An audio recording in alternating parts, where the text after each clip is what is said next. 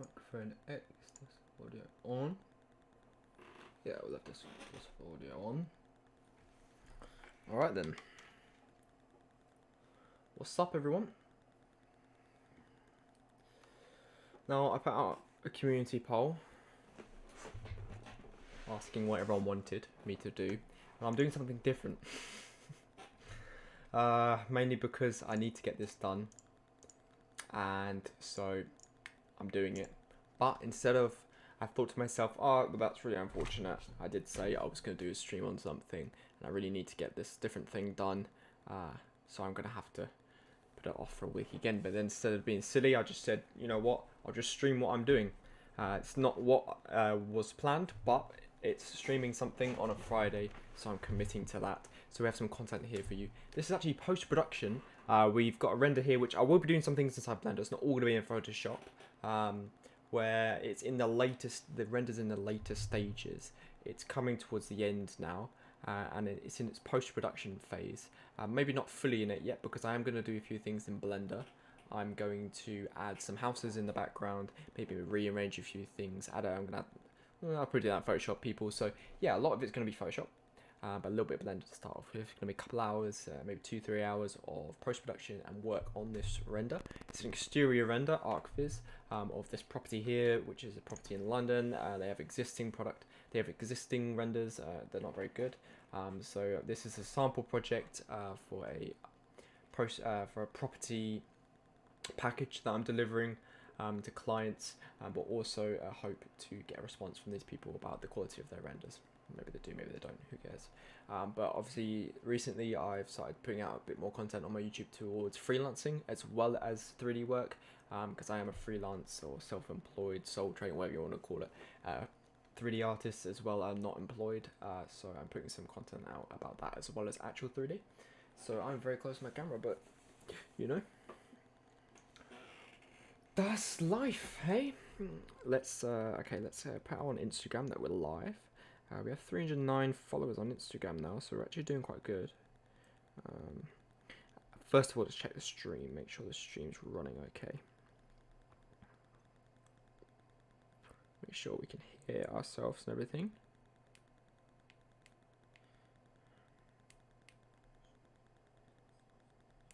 Can we hear ourselves?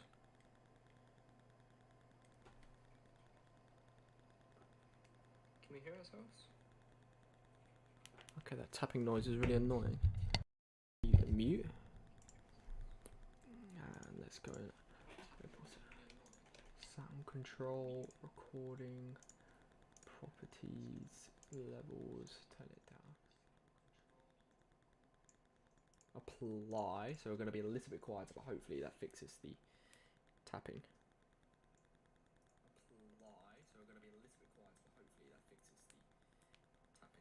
Actually doesn't, so that's a bit annoying.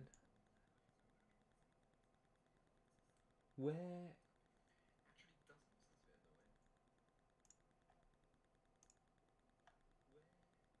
Is it coming from the? I think it might be coming from the desktop audio. Sorry, I haven't streamed in a while, so I might take a minute to get this.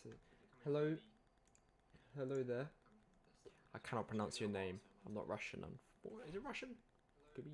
Yeah, I think it is Russian. I can't pronounce it, unfortunately. But welcome to the stream. Thank you for being here.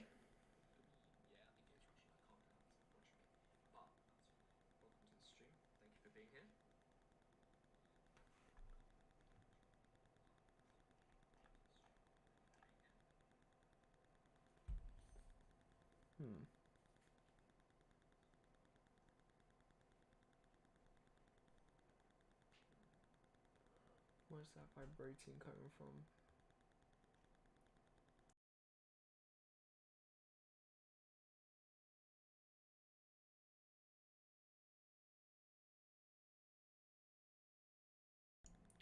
Okay, so it's coming from my microphone. Let's go on properties.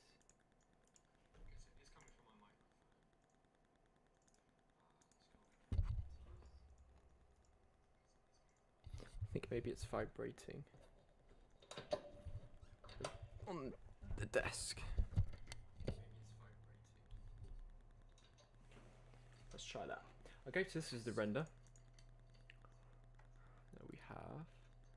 we're gonna add. We're gonna turn on viewport denoising. Where's that? There it is. So you can see what we're doing. Obviously the lighting's quite good. I'm very happy with the lighting.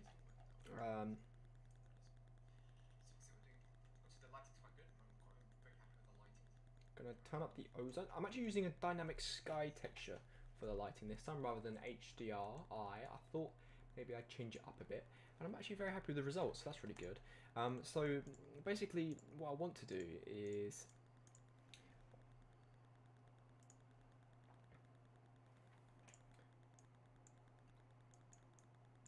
hopefully the ticking noise goes away soon. I'm actually using a dynamic sky texture for the lighting this time rather than HDRI. I thought maybe I'd change it up a bit, and I'm actually very happy with the results. So that's really good. So basically, what I want to do is right. Let's post that we're live. Let's post that we're live on Instagram.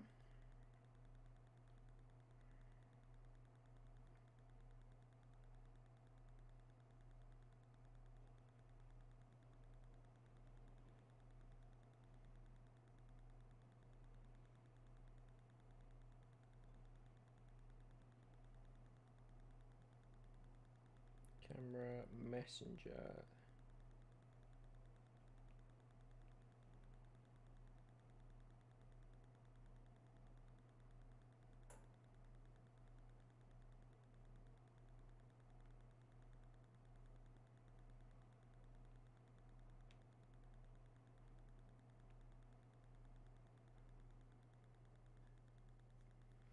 Okay, so all right.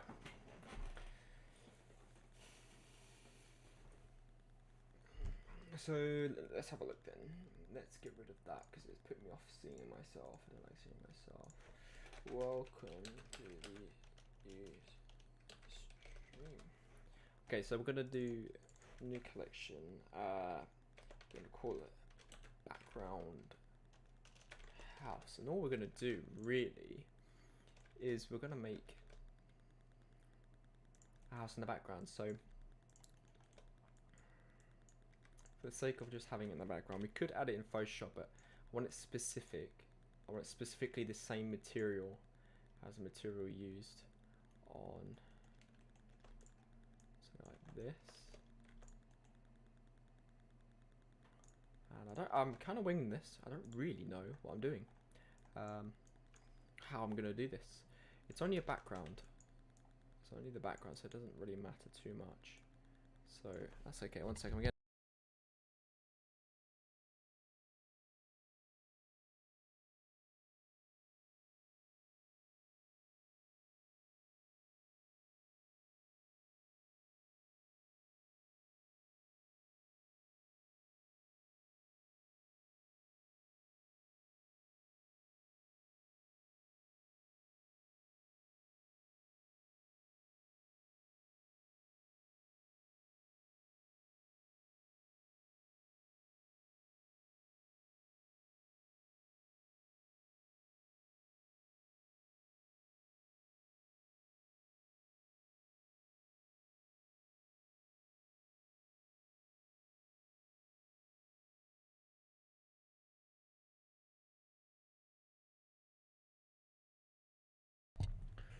Okay, sorry about that. So okay, so we got we're gonna do basically it doesn't really matter about detail too much. It's in the background, might be a little bit blurry anyway, so but we want to I want to show that the similar buildings in the background pretty much. So okay, we're frozen. That's not ideal. I think I'm rendering something. I'm not. Okay, it's just shaders probably. So we're going to zoom out. We're going to take off rendered view so we don't fry our computers. We're going to go like that. Okay. It's literally just going to be a case of textures and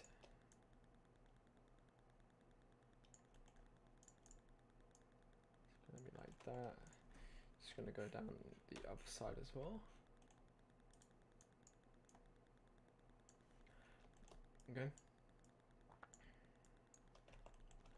And inside here, we are going to Shift I this bad boy. How do we do this? How do we do this? How should we do this? How does everyone want to do this? Attach these together. Move that across. Add another one. Using Control R for edge loops. Now I don't know if that's a default. I don't know if Control R is a default key binding, but if it's not, one tip I have is to definitely bind that or something similar.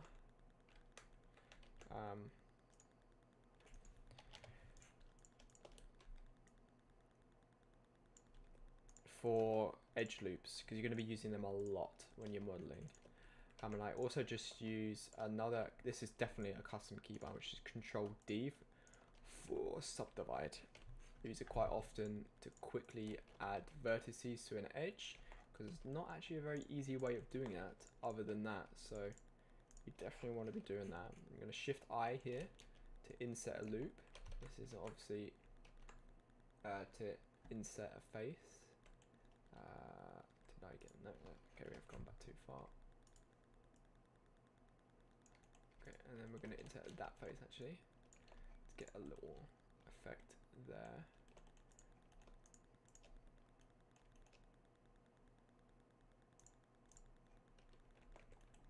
I'm going to put it forward so I don't have to model the front. A little bit of laziness, but that's alright. Saves time and it's not needed while I do it. So push it forward a little bit. Okay, that's nice. Now we're going to make the material the same brick as our building is. Obviously that is very large, so we're going to go to the model and we're going to make another one. Brick house. I'm going to change this one. So it's based on UVs at the moment. We're going to try generated. Obviously generated is not looking ideal. What about object? For UV, if it's UV, we can do UVs, no problemo. We're gonna hide that. We're gonna take every face on here, 2 with the edge select mode. A to select all, we're gonna right click mark scene and press A again to select all, but this time in number 3, face select mode, and we're gonna U unwrap. Now we've unwrapped this model, so if I go in the layout thingy and then change this to UV editing, you can see we have UV mappings for this, and then we're going to scale it up, rotate to the right. We're going to try to figure out the best way to get this to look nice.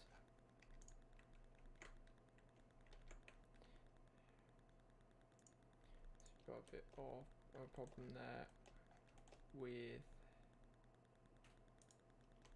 the scale, I think.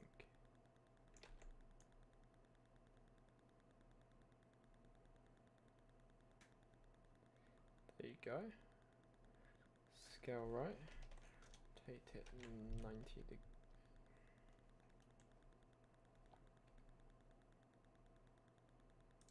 Okay, other way. So go down like this. Do 90 degrees and then go up. And go up. Up, up, up, up, up, up, up.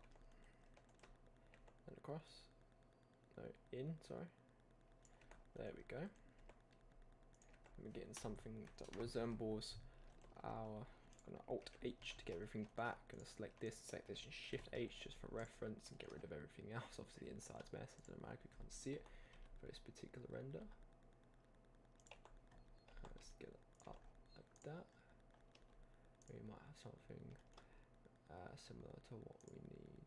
Perfect. Alt H that away. And we've crashed.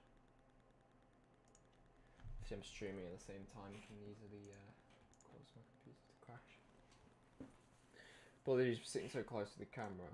It's just because maybe if I move this back while I stream it, and I won't. Maybe I won't get so close to it. I mean, I'll still be close, but I'll be less close. So. That's actually quite nice further away, actually. Allows me to see everything better. Okay, senior ribbon. now I can see. No, it doesn't matter, mate.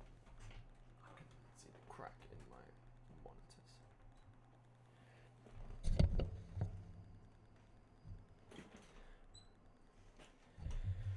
Okay, that's that done. Okay.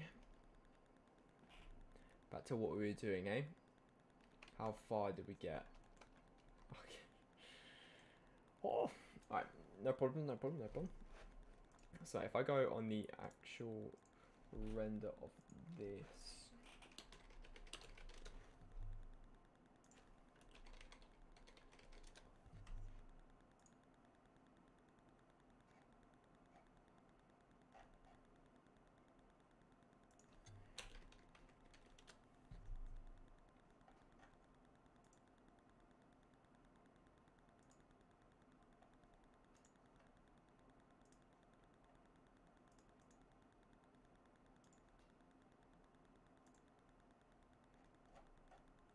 Okay, I can't actually find it.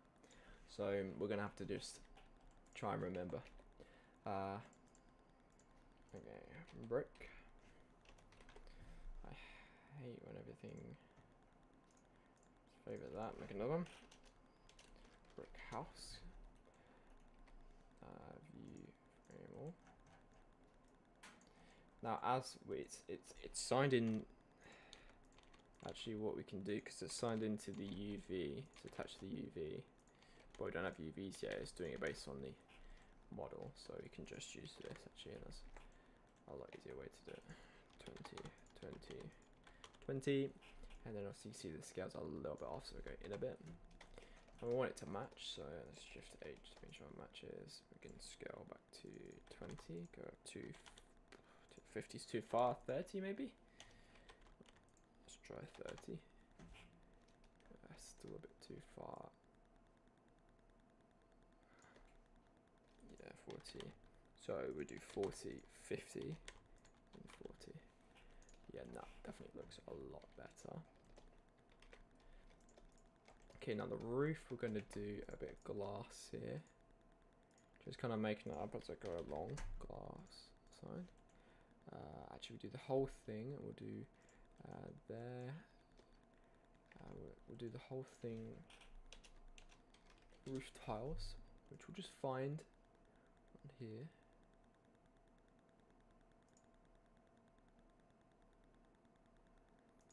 Let's find some tiles, shall we? These ones have got like gunge on them and things, which is yeah, mossy. So it's got AO. What should we go with, everyone? Let's go.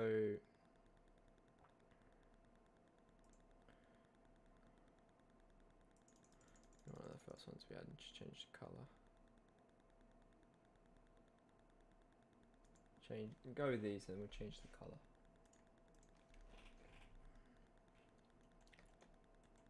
Okay, now take a look at this. So the scale is off. So we go 90, and we actually need to go down on this one. And the color is obviously not what we want at all. So I go hue saturation, saturation all the way down. Value down to, and we'll get something that is more what we are looking for. We'll do a nice window as well. So yes, we'll have a nice window here, which I need. Oh, whoops. We should probably do it via.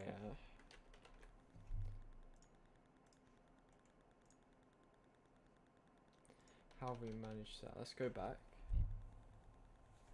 Obviously we're in rendered mode, so it's gonna crash probably.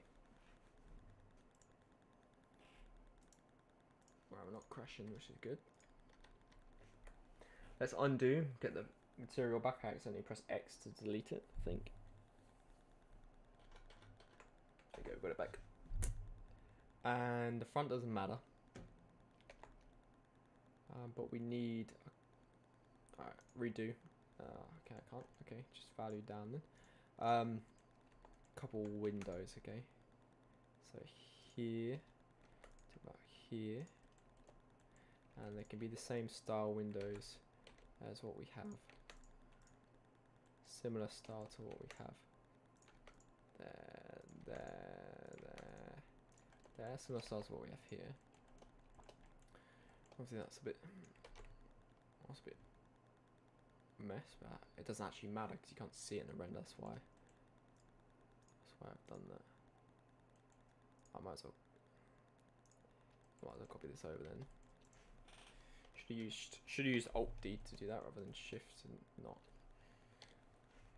to reduce the amount of things in our scene. But well, let's rotate it correctly. Add it here. Obviously this scale is going to be a little bit different. Let's select both and Shift H to hide everything other than the selected. That's what Shift H does. 1 on the number keypad across. We're going to actually go into our modeling tab so everything's a bit bigger. And then let's get a scale right of this window frame. Boom, boom, boom, boom, boom, boom. Okay, so origin to the middle, just for the sake of it. Boom, and now I can use that as a reference for sizing the top one. Easy, easy, easy. Okay, and then we can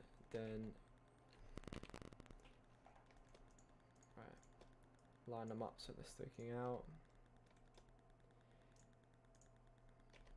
Now we can change these. Plus new material. Go on our list, there'll be a lot because lots of random stuff in this. And it can be glass. Now Shift H everything together. You can see we have some windows looking a bit nicer, a little bit nicer, a little bit nicer.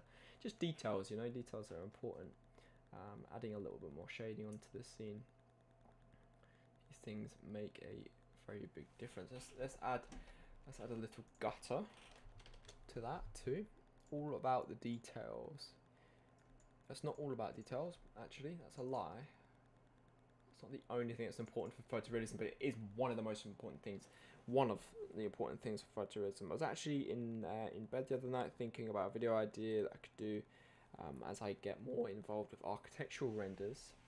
Once I feel more comfortable with it all, I think I'll do a video which will be about, okay, I mean materials this way, which will be about drain. There you go. The most important, I think the 5 most important things to do with the 5 most important things. Loads of different things. Photorealism and architecture. Off the top of my head right now, just to tell you, obviously I'm going to do a video, I could say, I think I came up with 5 things when I was in bed thinking about it. And I did order them in importance, but I didn't really give it too much thought, so I probably have to think about it, and maybe this order will potentially change. But my idea of the most important things for photorealism, number 1 was lighting. For me, that's the most important thing. Because you can do all the other things with, and okay, what is wrong with this? Why would someone do this?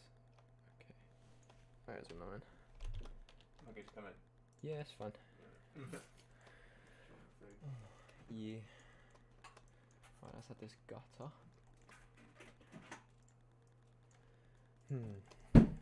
That's looking good. It's metal though, and that's not really very accurate. Not for a house gutter.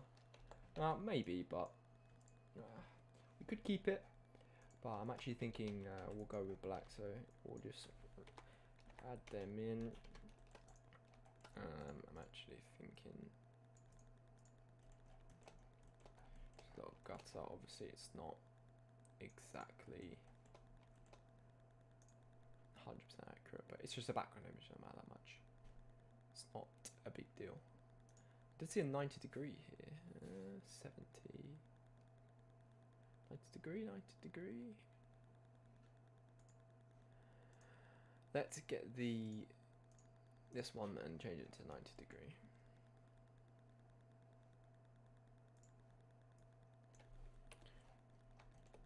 Obviously the person who designed these decided to have them wonky, so that's interesting. But we are happy that they made them for us at least.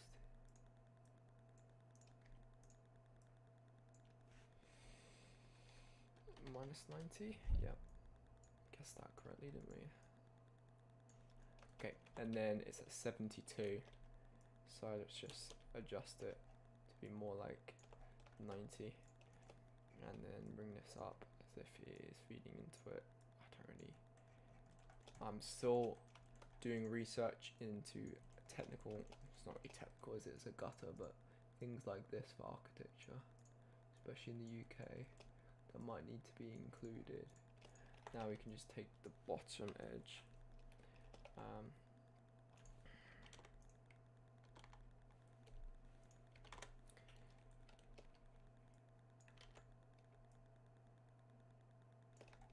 Okay, and bring it down all the way to the bottom. And then from this view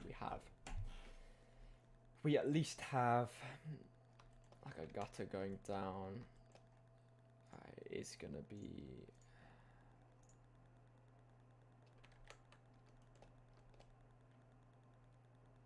yeah, I'm fine with that. I want to change the color of this, so I decided when I was looking at the pre-renders last night.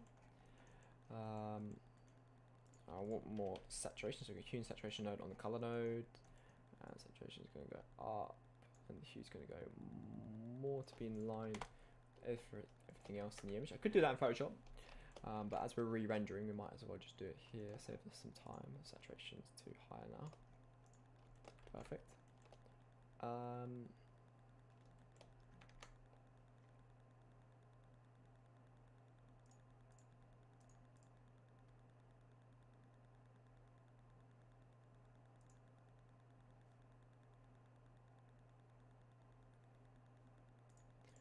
World.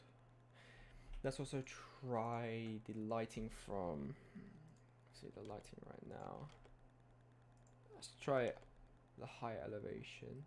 Okay, obviously the floor gets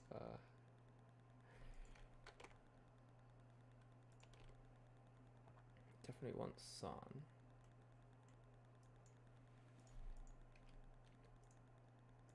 I guess the actually exposure changes the amount. Okay, let's just go back to what we had.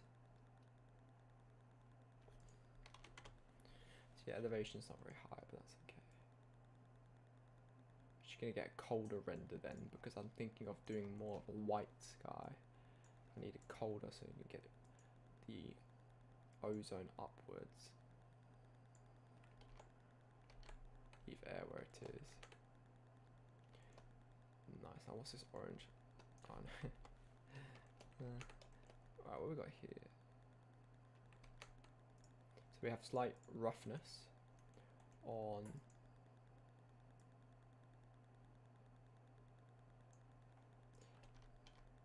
we have this slight roughness on the material, which is giving off, it's actually reflecting this, which I actually like because it gives a slightly wet look to the stone, which is good because we're doing sort of a more overcasty sky, but considering it's a UK property in London, so we are not going super sunny, although the sun does speak sunny because there's lots of sunlight on the building and lots of sharp shadows. I'm actually the thing with this is can I make the shadows not sharp? Because usually I use an HDRI, not a sunlight. So this is definitely new to me. Sun size, does that do it?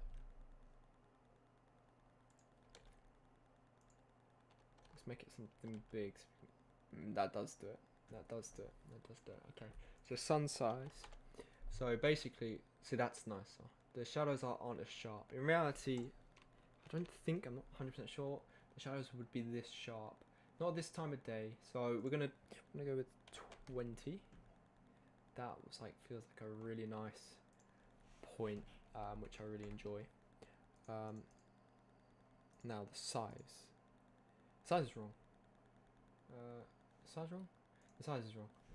Size is definitely wrong. The size needs to be the correct to right move size dimensions, considering this is a package for property listings and property marketing, and the listings will be going on websites like Rightmove. So images will be going on a listing on Rightmove. So Rightmove size again, it's 2020 1024 683 1024 683. So that's the right. I said that.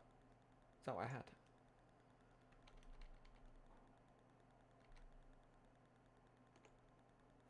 That's what I had, isn't it? 3072 1024. So times it by 3. Yeah, that's what I had. Yeah, don't worry. The road, it's too light compared to the pavement. It's off-putting. I did change this in post. But I'm gonna do it in Blender because, like I said, I'm re-rendering. So I mean, you might as well.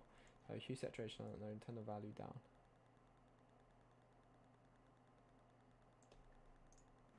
Okay, that didn't do anything. That didn't do anything. Color ramp. Let's try color ramp.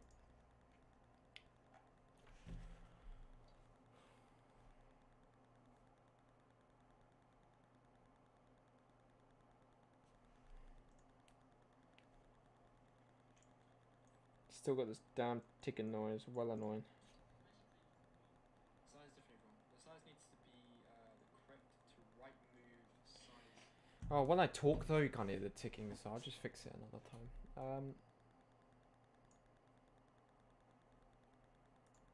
If I change this, it does sort of fade out. It fades out the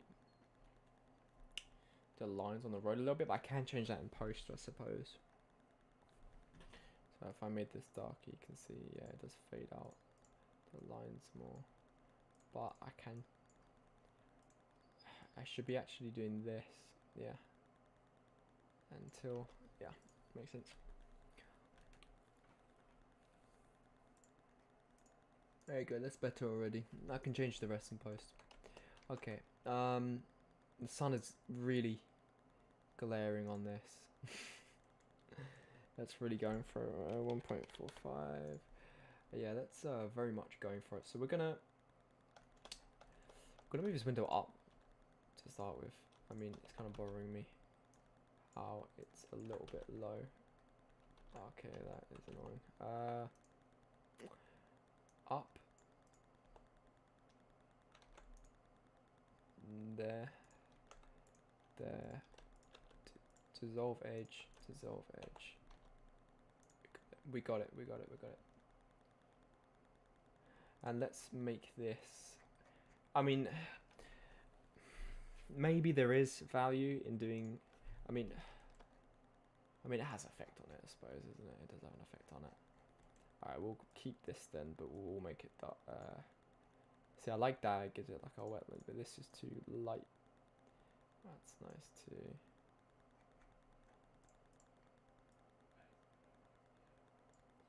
Hello, Regnet Gaming. Here we go. So I'll make it a bit darker.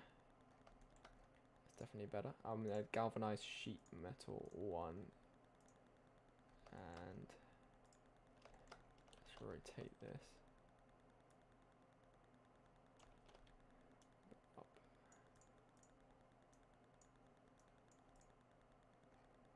Lovely. Definitely lovely. Let's use some more inside lights. So we're going to go light area. And we're going to add light to the windows. And then another one of our house in the background. Add a little bit of life to them. Hello, Regnet Gaming. I don't actually have my...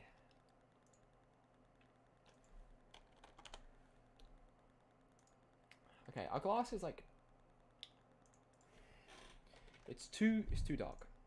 I want to see a little bit more into the properties. So we're gonna go not too much because I haven't furnished them from inside yet. So It's just an exterior render for now, so we don't want to see inside properly.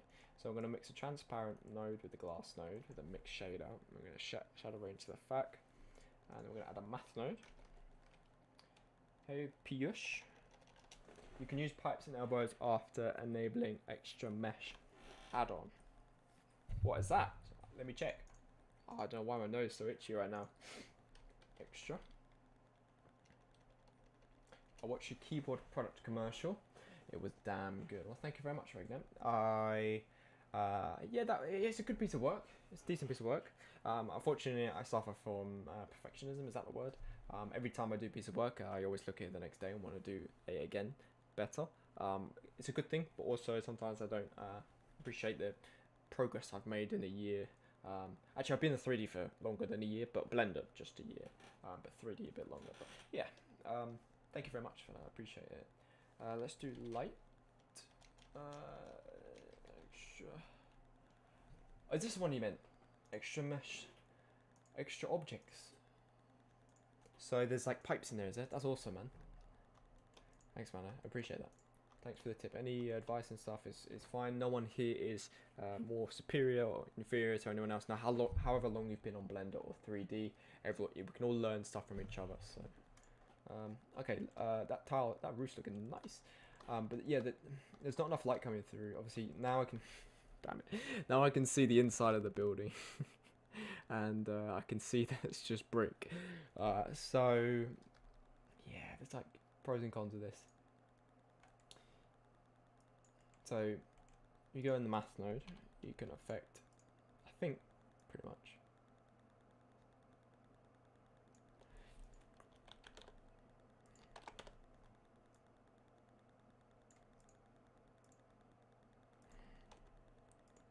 I always get confused with this bit.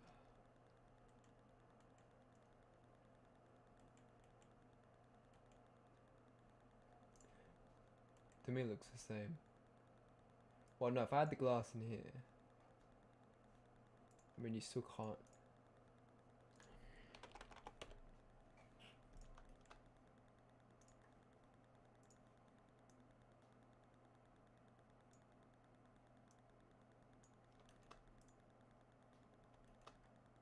I mean, I could always brighten them up a little bit, can't I?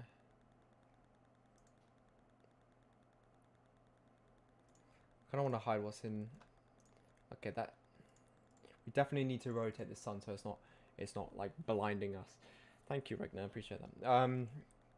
We don't want to be blinding anyone with this. Damn, that's just too much. Okay, let's get on the world. So that, like I mentioned, we're actually using sky texture for the thingy today for the world output rather than HDRI. I thought I'd change up a little bit. Obviously, unfortunately, there's no reflections there though. But to be honest, the lighting is very nice. I very much like it. So you know what, we'll keep doing it with sunlight. But we do need to rotate this tiniest bit. There you go. I mean, a little bit is fine.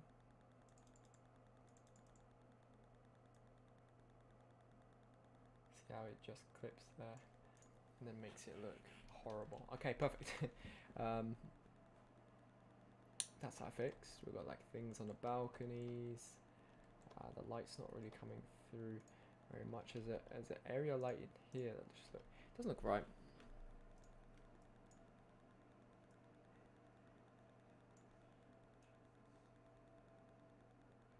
I'll tell you what it is. I'll tell you what that is.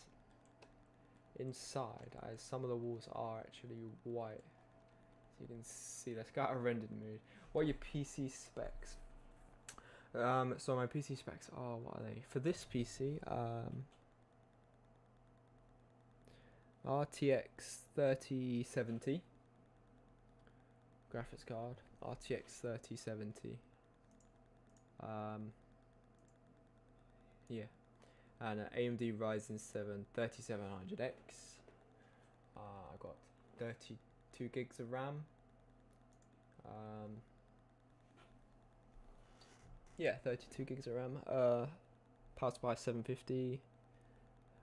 Motherboard is an Omen motherboard because it's a pre-built PC. Usually I build mine, but I got this one pre-built because of the lack of graphic card. graphics card available, so I got this one pre-built. Oh no, that's just the. Oh no, that's just the reflection, isn't it? Yeah, that's just. Yeah, that's just reflection. I can just add some reflection in there maybe then. So the reason this looks like light up blue and stuff, because it's actually reflecting our sun. See? It's reflecting this like blue, and see how we get that there. So there's not really much we can do about that. Other than just change it in post. So we'll change it in post. I'm fine with that. Let's do that. And then I think the rest we're going to do in post-production. Because the whole idea of this was that we were going to do a lot of work in post-production. It's a post-production stream. So, right, we'll go 1028. That's enough, I think. Let's render, and then we can chat.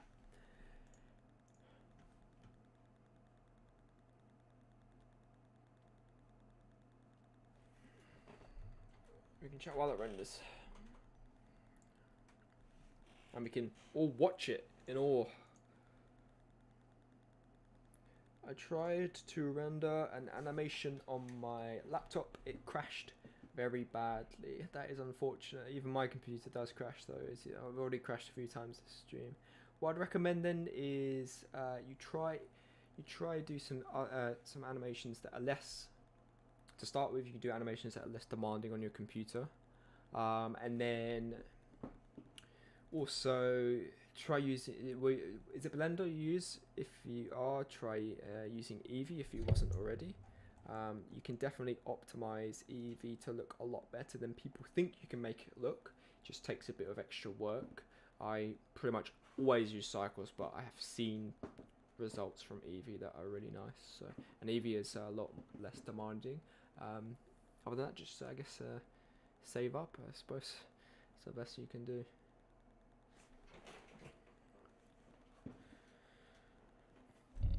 I mean, I never used to have a computer that was good enough to do stuff like this either.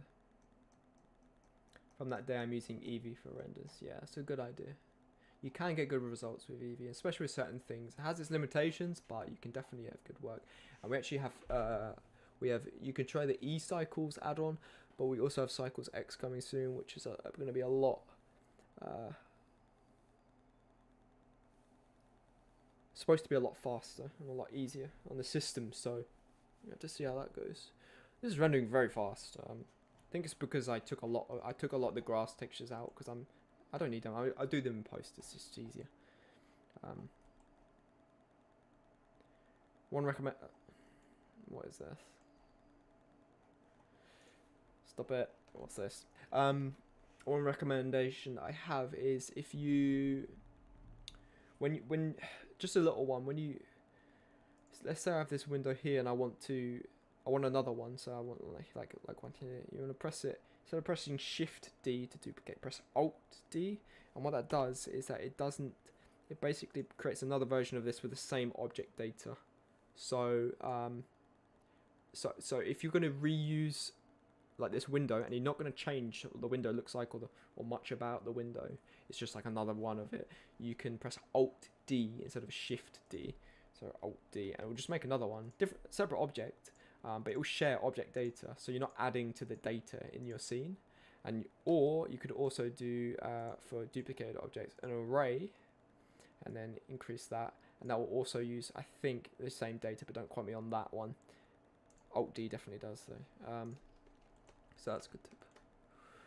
Right, we got glass clipping through. Again, I could have fixed this in post, but I might as well just do it now.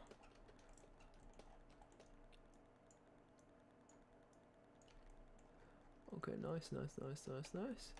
And what was we fixing? Oh yeah, there was like some weird... there we go. Weird stuff going on here.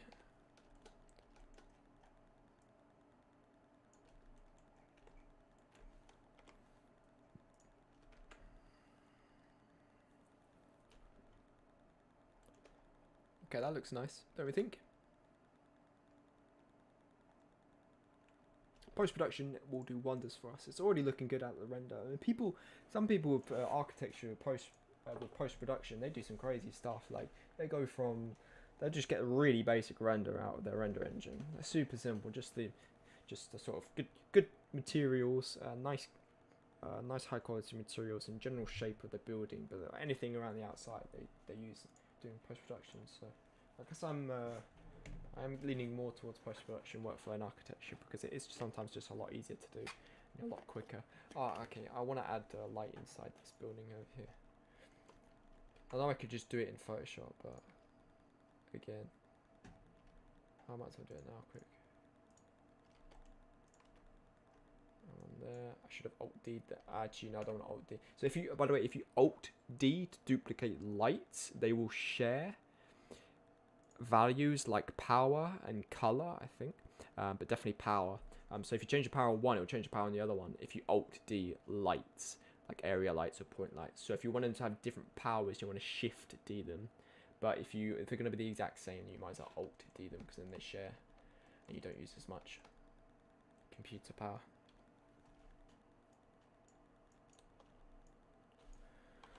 Okay. A little bit glow to this window, so it looks like the place is being lived in because it is supposed to be lived in. We have light sneaking through, I think, don't we? A bit of light sneaking through, maybe. A little bit of light sneaking through won't be terrible. Might give it like a cool vibe.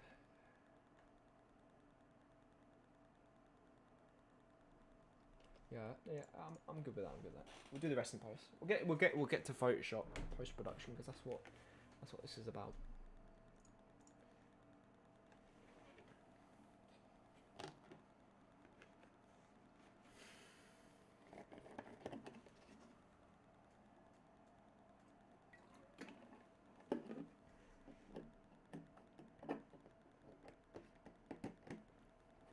I went up to 6 concurrent viewers at one point, which is amazing. I haven't streamed in a long time, so I'm committing to every Friday. I'm committing to a stream or video or both every Friday. Piece of content every Friday at least, to try and grow on YouTube. As we, to be honest, to use it for client production as well as helping people, and there's so many benefits to do this YouTube. I should be doing it more. It forces me to do different projects and improve my 3D. Learn from others and teach others is a great way to get better at something. It also means that I can showcase work to potential clients. Yeah. Help people who are starting with 3D as well. Okay, let's go. We're rendering out. It's a good, nice.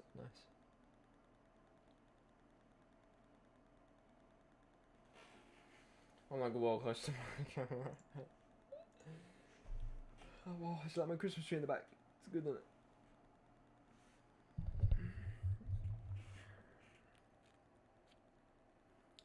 Good old Christmas tree in the back. Looking nice. Alright, let's wait for this to render then.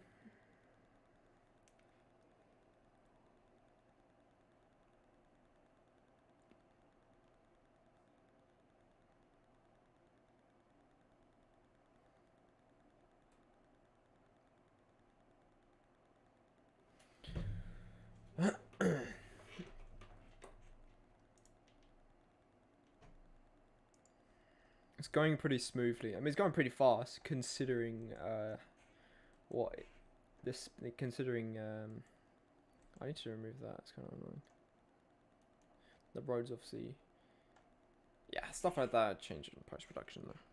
That's what post production's all about. It's about fixing mistakes. No, it's not about fixing mistakes, but it can be about fixing mistakes in the render engine. One of the things with rendering is that if you're doing something high quality, unfortunately, it can take a while. Like even this is one frame, you know. So sometimes there might be imperfections and things, color things you need to change, and sometimes it's just easier to do it in a video editing or photo editing software rather than re-rendering. What's this? I don't even know what this is. I'll just fix it in post. Fix it in post. I don't even know what it is. It's just in the way. I don't know.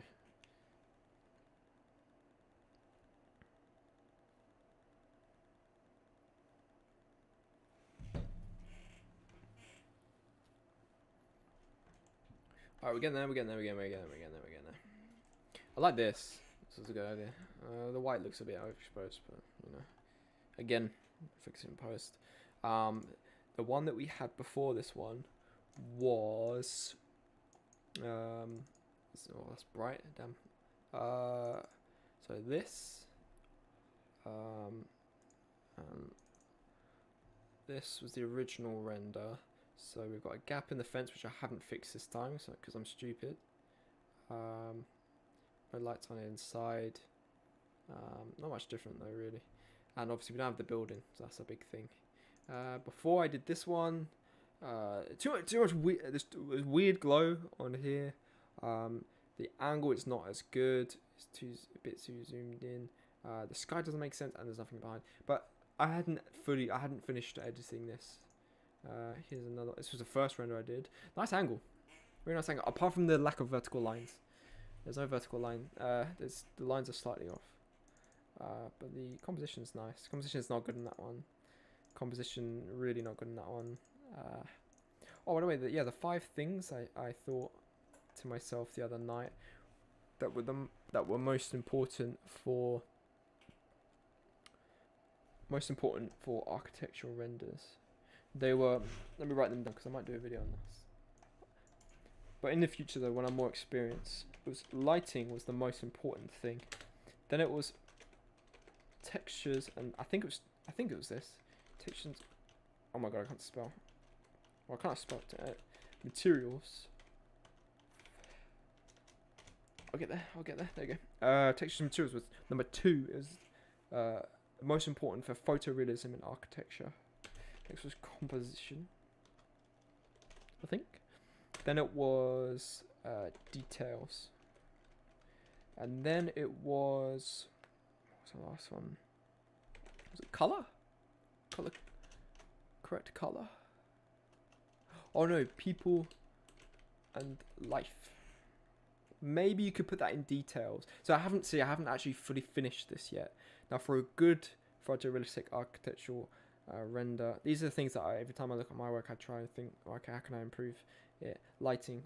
The reason lighting is number 1 is because, and texture and materials being number 2, is because you can have not fantastic composure.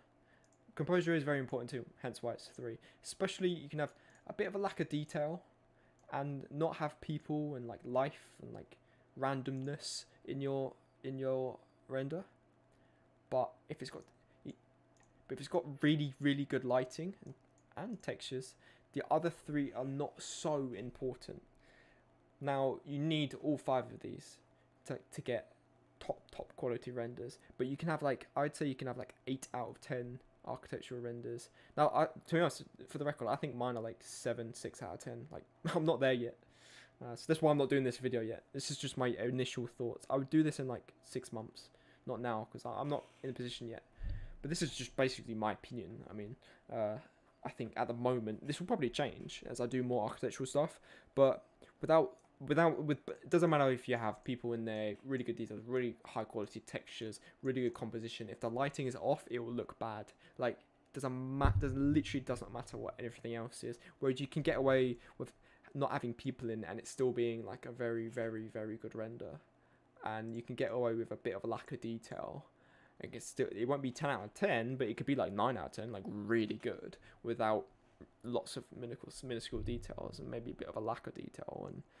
But the lighting, but if you really want it, you need to include all this. You shouldn't compromise one of these. Not saying that you should, but in terms of order of importance, that's what I would say. That's what I say. I started Blender about 6 months ago. Damn, it's good. Yeah, Blender is pretty unbelievable. There's programs that do some stuff better, but there's the quality of what you can do on Blender and how versatile it is, for the fact that it's free, is just unbelievable. It's unbelievable. Okay, It's that time, everybody. I've been speaking a lot today. Because I had 2 meetings today. Now I'm doing a stream, so my voice is getting a bit messed. Okay. So I'll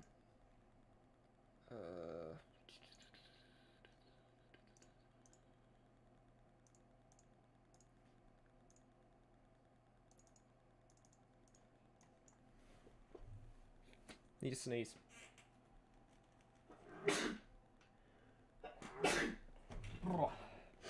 Okay. Okay, nice composition. Decent lighting. Okay, we're good. Okay, so first let's add correct sky. Now for the sky, I'm actually going to Google and see if there's any like sky stock from Shutterstock actually, because I have a subscription with them, and then let's see if there's any good sky. Let's go overcast sky. Not like moody, but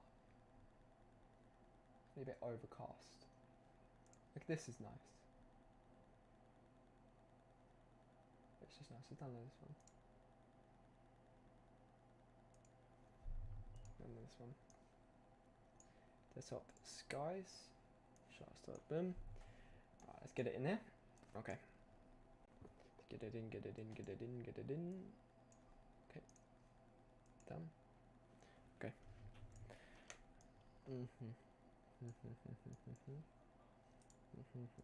The light is from this side, so that's where we want our light. Go across a bit like this. Layer, new layer. Now I want to add some what I call light. What do I call it? I don't even know what I call it. What do I call it? Light. What? Light.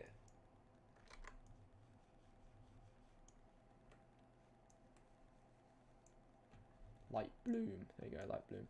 Here. Duplicate it. Filters, blur, Gaussian blur. A lot. Does that do anything? Nope. Okay. Let's do adjustments to this layer. Let's make it brighter for one. To match the mood a bit more. Bear in mind it's a little bit wet. See the ground? The sky does match. However, the render is too orange at the moment. But that will be fixed. Don't you worry. If anyone was worrying, probably not. So the plan is to get the sky and the background stuff, the grass in front, the color correction on stuff like the road and the pipe done. Then you create a new layer from all of them layers. There's going to be a lot. Then you go into the camera raw filter and you apply curves, color correction, do stuff like temperature, because at the moment the sky is like a white texture, of course, and it's bit of a rainy vibe. But the building looks sunny, so it doesn't match. But we're gonna fix that. But yeah, it doesn't match. It doesn't match. So, but we'll fix that. So we're going to select mode. Select this. It's too bright. I understand there's sun coming from that direction, so there would be some. It would be shining. But for me, it's too much. It's distracting. Select this. We're going to hue saturation. We're going to lightness, and that just turns down the amount that is just sort of glaring at us. And this is before. It's very subtle, but it makes a big difference. I think small things add up, which is one of the things, which is details. Small things do add up. Okay, next thing I want to do is color correct the road. So we're going to select using our polygonal,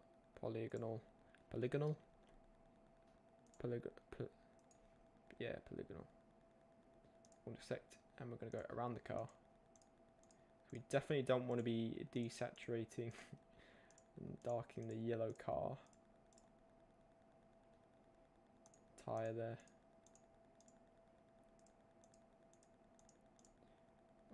Awesome.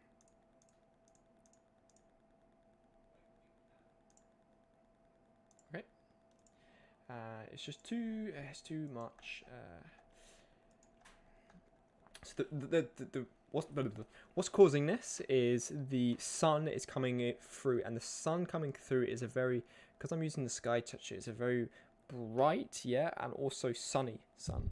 So it's illuminating orange onto our road, and here a little bit too. I don't mind pointing, you can't see point, but I think you can see my cursor. And the building, considering we want to make more of an overcasty, at least a bit dramatic, but also just cool, overcast London style render, it doesn't really fit. So first thing to correct is the road. So I'm going to do the same thing again. I'm going to desaturate and lightness it. And I'm also going to do the same for this a bit. So don't worry, that will get its desaturation causes it to not be so orange. A little bit orange is good though, because the sun is shining on our property. So a little bit is good. And the darkness, like here, is pretty nice.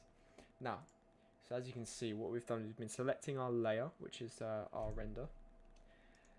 And we've been using the polygonal lasso tool to select areas of it, make adjustments, and then it's adding adjustment layers on top automatically with a mask. So basically this hue and saturation, if I turn it off and on, it's only affecting where I told it to. So I'm going to do that again, but this time we're going to do it for the pavement. Here to here. Doesn't matter where we select here. I'll hold shift to make it work here. Cut off a bit of the bush.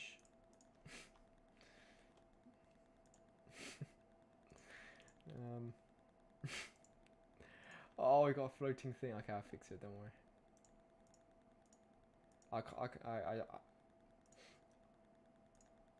I can't really be bothered to re-render again for that.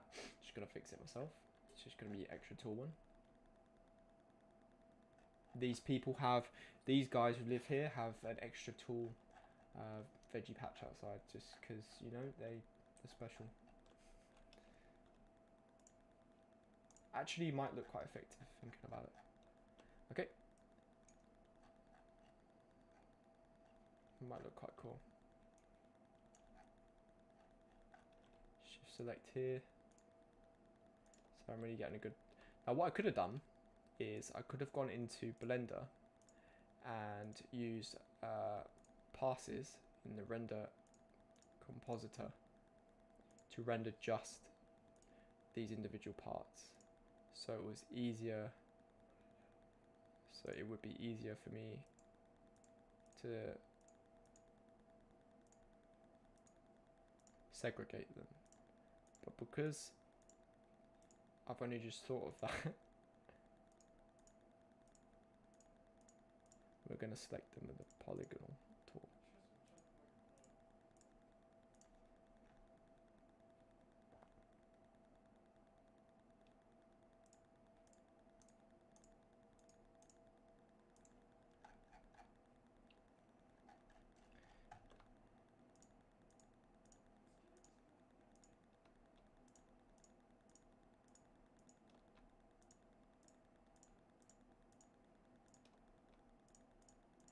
I don't think that it really matters, does it? Okay, perfect. Then on top of that, we're going to add the same. Saturation is going to go down, lightness is going to go down, and it just tones it down a bit so it's not so bright. And we can make adjustments to that. Again, we don't have to reselect, so that's good. Okay, Definitely, maybe we go a bit darker to match the road a bit more. Actually, we'll desaturate the road, bring it down. It needs a little bit of hue towards blue, I'd say.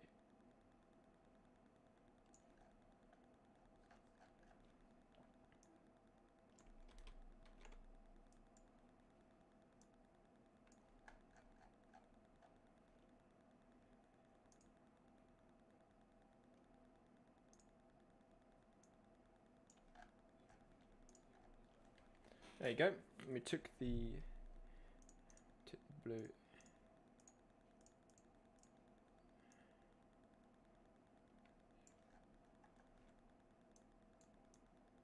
We'll leave it at that for now.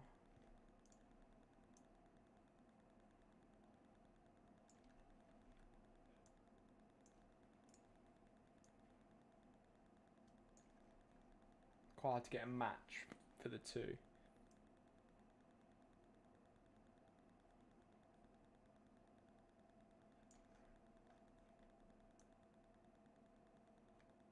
I think that's good. We'll do that. Okay, now I want to go on here. I want to desaturate it. Maybe I'll leave it a little bit going more towards the blue side.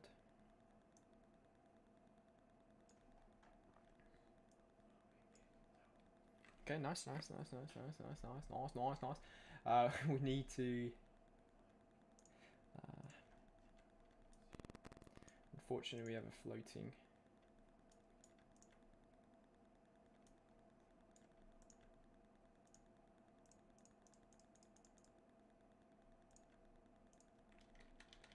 We could do, instead of that, we could do this.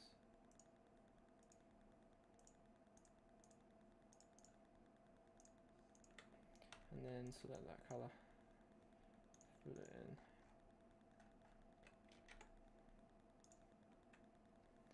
And then it's a bit big.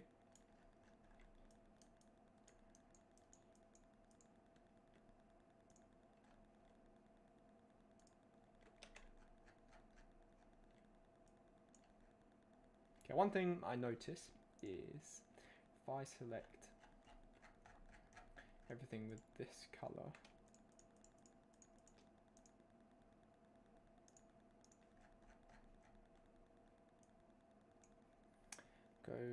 I can make a selective color,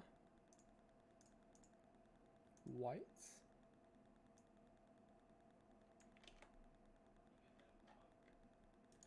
Create clipping mask so it just affects.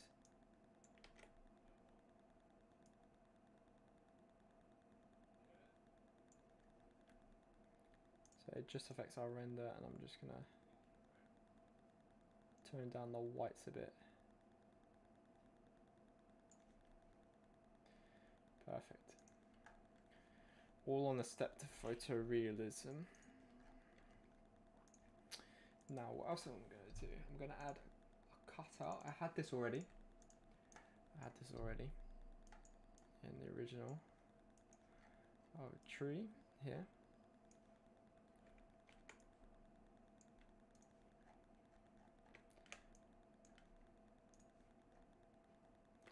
That's looking nice.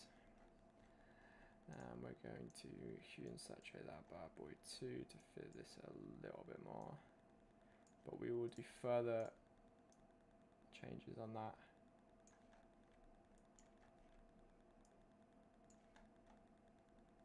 Later on. Now we're also going to add some grass. The way we do that is we add a grass image in, put it above everything, technically, at this stage. Obviously it's like very green right now. Add a mask. B. And black is removed for mask, so we've got a black color here. And we're gonna do the polygonal again. And we're gonna reduce the opacity of the grass so we can see what we're doing.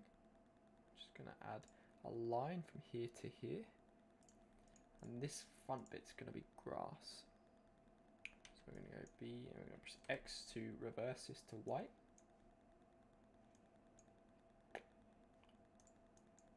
One sec.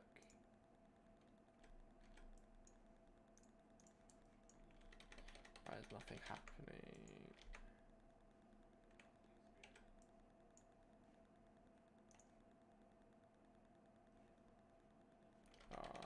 I was being stupid, wasn't I? Let's try to go back as far as we can. Okay. I was being stupid because the opacity was obviously on 0. What a donut. Okay. From here to about... Let's do here to here. Boom. Go back on the mask and X that bad boy. Actually, this inverse section is easy like that, and then get rid of that. Okay, so we've got that sharp line there, and then we're going to go in with the tool again, and we just reverse it, soften it up a bit, softly add some. We're going to reduce that sharp line a bit.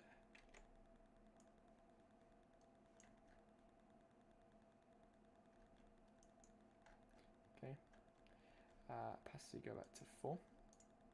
Saturation with the clipping mask to make sure it only affects the one below us. It can go down. Now I will change this.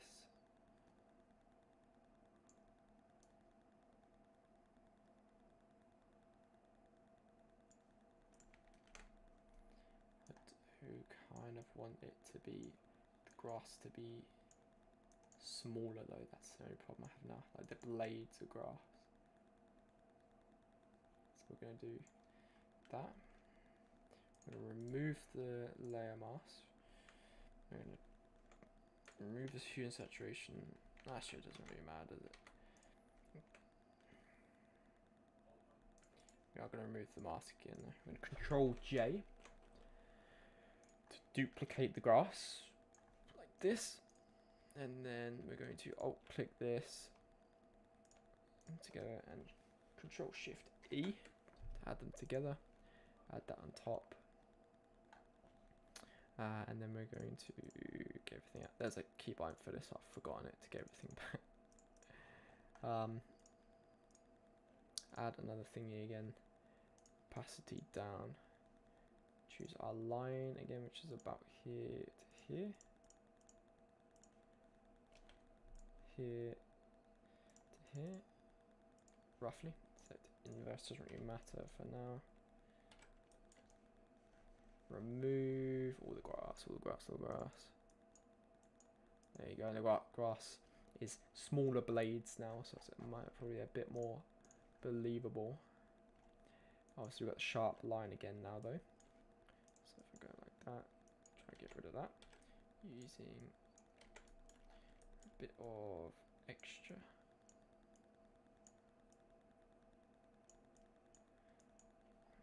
It sort of overhangs pavement a little bit.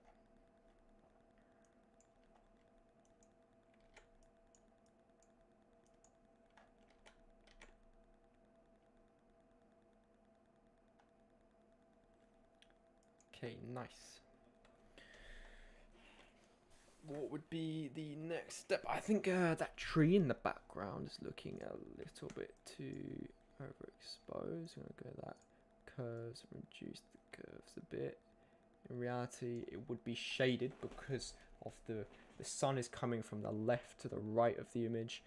So it would be blocked by the building. So we do need to reduce its top highlight curve here to signify shadow and reduce the shadows a bit, but mainly the highlights need to go down because there wouldn't be so many highlights because it's being hidden.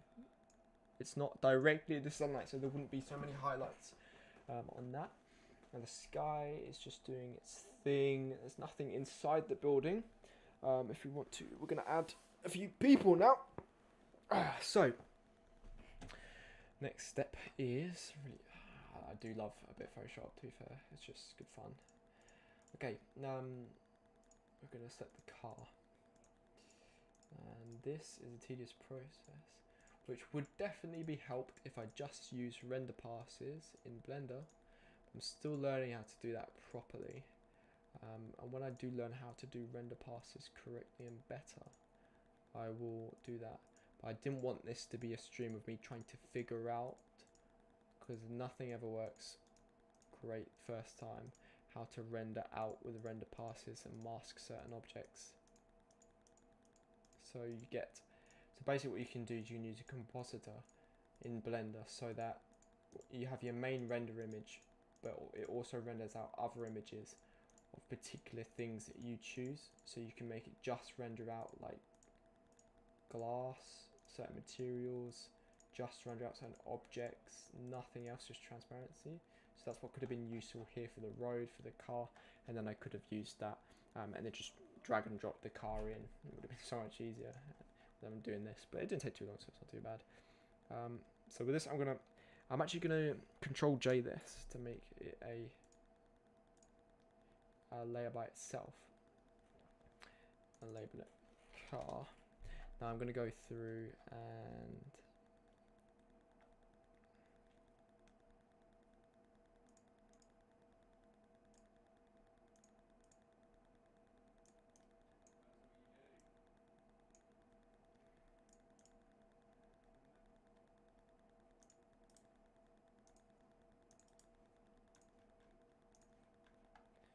alright, I'm going to colour code everything. So that's green.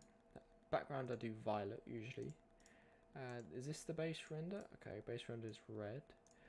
Car can be orange. Orange. No, not red. Ah, orange.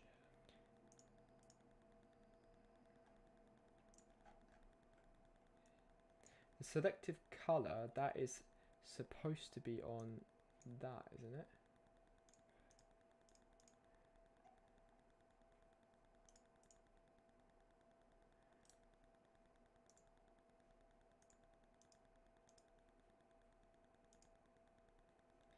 I can't really remember, to be honest. See, I've let it get too messy now. Okay, these are all... Okay, yeah. Car goes above them, because these are all changes to the base render. See the brightness. To be honest, I might actually make that a bit brighter again. The road and the pavement. So, pave, label them. Road, good spelling. Pipes. Green is self-explanatory, so the trees. This is also grass. Saturation for the grass, so that's green. Okay, that's better. We're a little bit more organized now. Okay, next step is... what was the next step? The car.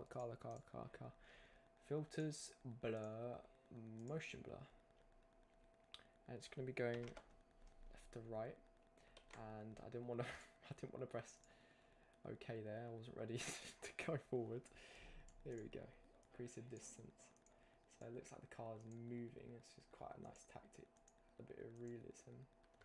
Now how much is definitely a debate. If I press Smart Object, that's why that takes for that. Filters, blur, motion blur. I should be able to, yeah. Now if I do a blur amount that I don't like later, I can then remove, if I press OK, yeah, I can remove the smart filter and I do it again. So we'll go with that for now. I want a man walking as well. So I'm going to go man walking cut out. And I'm going to get someone walking along. This bloke looks nice. I can use Shutterstock, use my 10 man walking. Why not?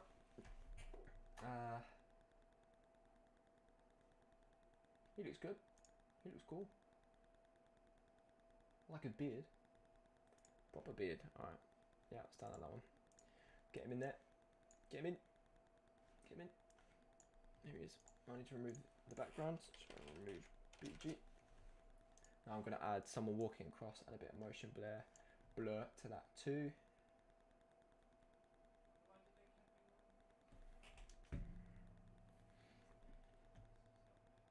Image resolution too high. Is that so, is it? Is he transparent anyway? No, he's not. Damn stock images, man. Okay, new. Let's just open a new one. Get him in. There you go. I could try. I suppose I could magic select him. Oh yeah, I'll just do this. Oh yeah, I'll just do this. His nose. Select, invert, delete. Okay, convert to a layer because it's a smart object. We can't directly edit it. Delete. Okay, I deleted his hand.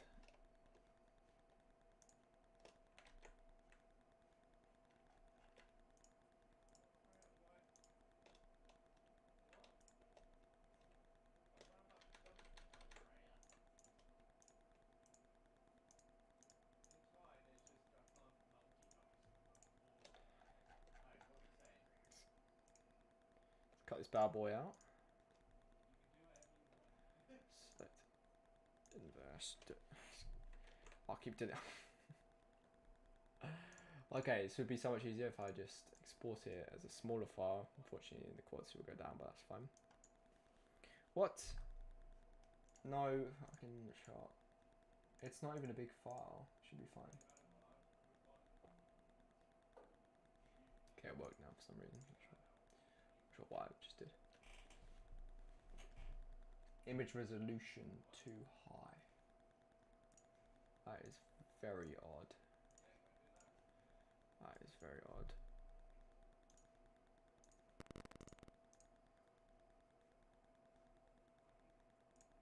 Let's. I guess we'll just delete. Back in. There you go. Right, done. That's something that says shutter stop. I have commercial rights to use it because I've got a license with them. So that's good. Although this is not going to be sold, this image, so or sent to a client, so I could just use something off Google Images. But with Shutterstock you do get good quality at least, so you guarantee that. Okay, go away, man. Alright, so we get this man in. Boom, here he is, the old boy. Now he needs to be too big. The scale's definitely a bit of a do this, do that. Let's flip him over. Okay, guess he's going to be walking this way because that doesn't make sense having it the other way. That, yeah, because it looks like he's walking. Yeah, I don't really think that's through. I want him walking that way, but I mean, this way's fine too, I suppose. I just don't walk him in the same way as the car. They don't really make too much of a difference though. So let's put him in there. And then the main problem is that he sticks out, you know, he doesn't blend in. So there's actually this technique that I found on YouTube that I now have forgotten. So I'm gonna have to color correct, where you can color correct people to the surrounding.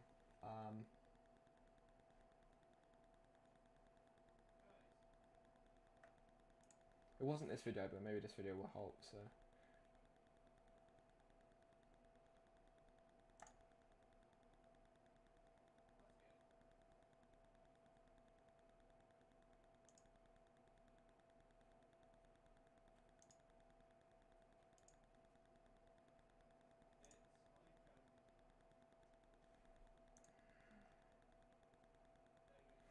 Okay, that didn't really help me, so I guess I'll just try to do it myself.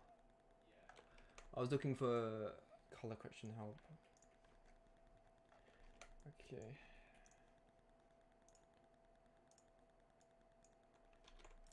Let's definitely reduce his saturation.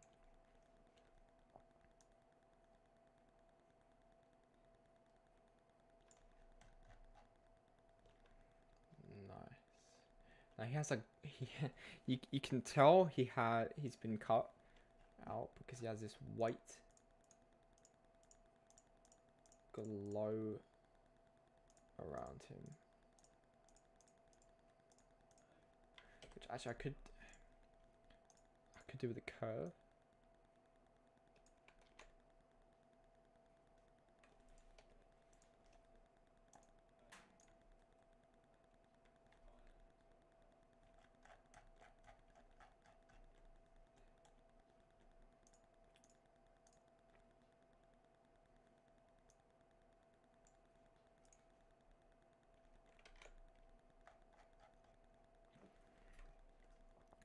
It's also too small now, I think. No, it's too big. It's like a balance between, which is perfect. Too small.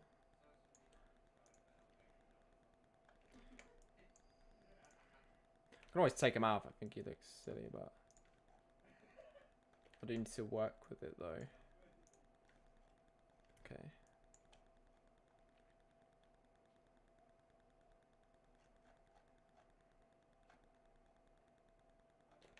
He is proper strolling, this boy, isn't he? He's really going for it. Okay, I also need to do a shadow for him too. Okay, how do I color correct him well? Oh, add a layer on top of him. Hello, with soft light. And I can light up like this side, or I just actually reverse light up the other side.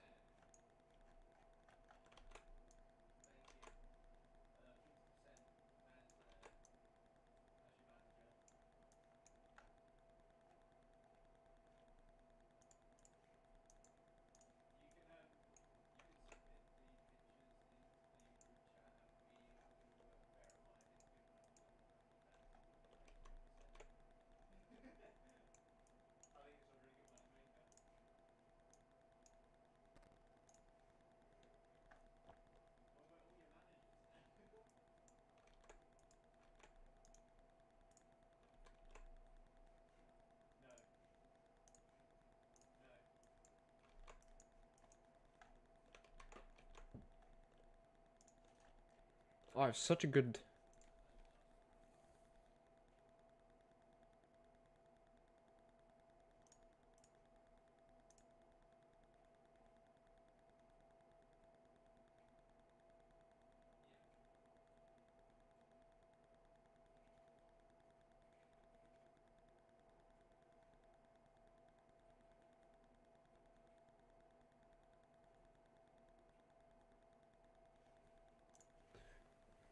what was the video? Oh, here we go. Found it.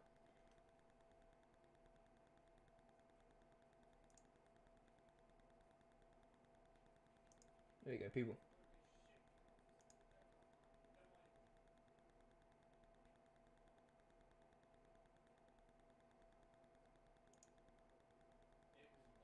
Yes, this was the vid. This guy was so good. Sorry if I haven't read anything. Oh, we haven't got anything, it's fine.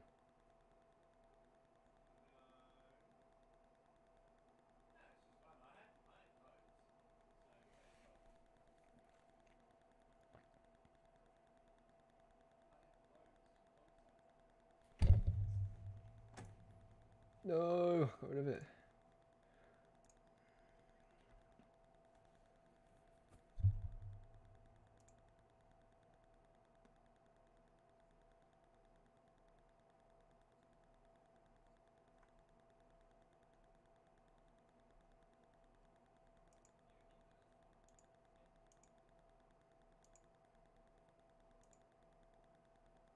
Alright.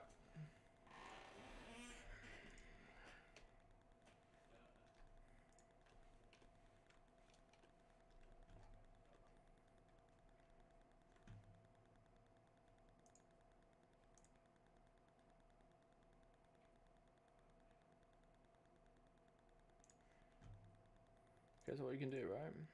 Right, so we select him. Right. Duplicate him. Color. Right.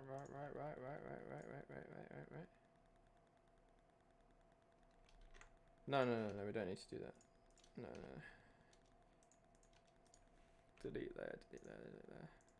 What we can do is we make a new layer. Color. This color. From our scene. Then we could do this actually. Right? Which fits because Chino's that color. I'm going color. Color. We're gonna move it over the top of him. Change the scale down. Doesn't have to be that. Like this. Okay. Change it to color. Alright. Then control click this. Mask. Nice. Thing down. Oh, yeah. So, yes. Okay. So now he looks a little bit more, but he still needs work, but a little bit more like he actually belongs in this. See if I turn it off and on, off and on. Yes, that yellow glow on his suit, which is caused by him. See too much. It's gonna look silly. Now we do need to change his.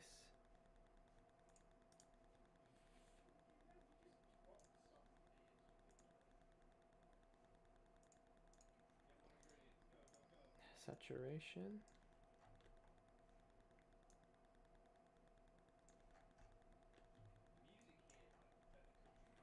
Saturation, his lightness.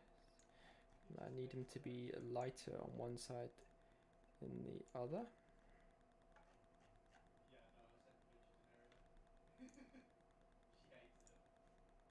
Step by color range.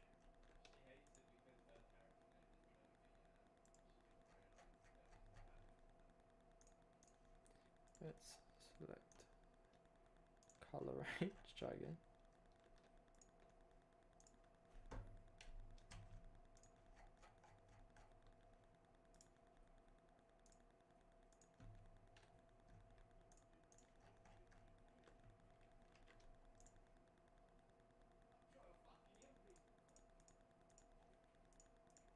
Can't remember what it is to get everything back, so. Okay, so I removed a bit of that. I could add a little, very subtle.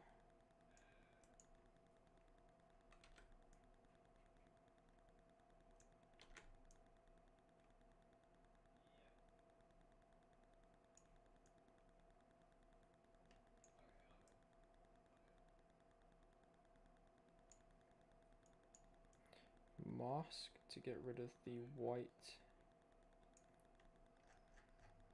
The laces are kind of gone, but that's fine. He doesn't need them. He don't need his laces. He's good. Look at the way he walks. He don't care. This man is something else. Something of an animal. Doesn't need his fucking laces.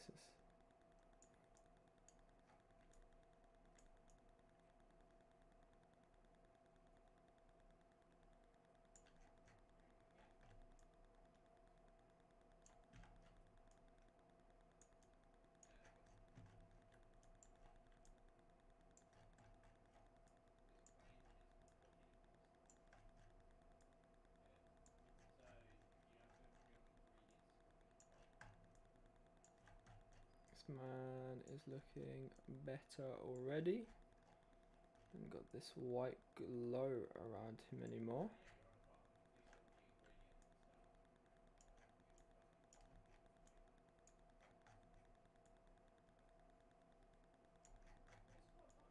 Well, not so much at least.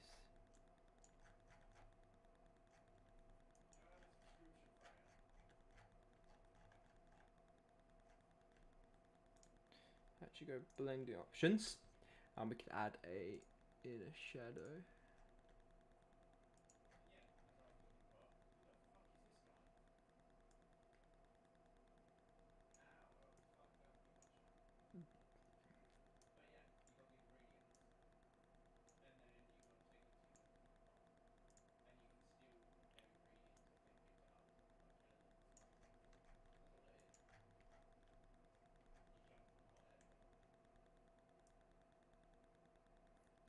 Shadow there of his right shoulder. Actually we'll go from like here.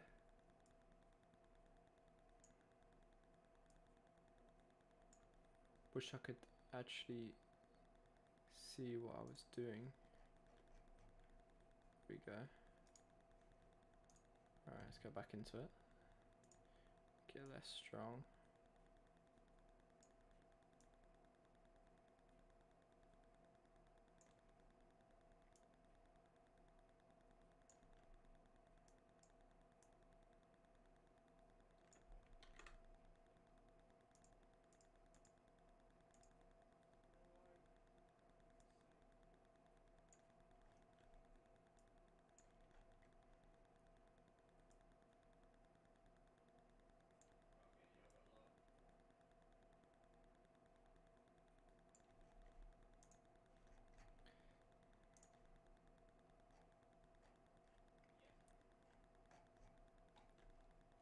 Okay, now he has. Okay, and go selective color. We're going to choose yellow.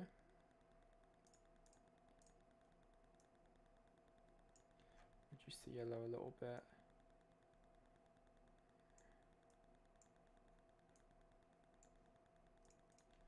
And I'll make his trousers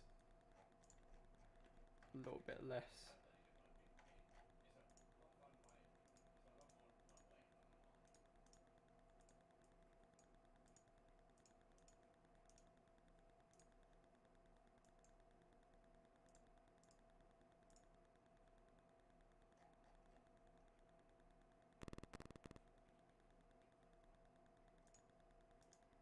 After all that, we're going to go filter, blur, motion blur.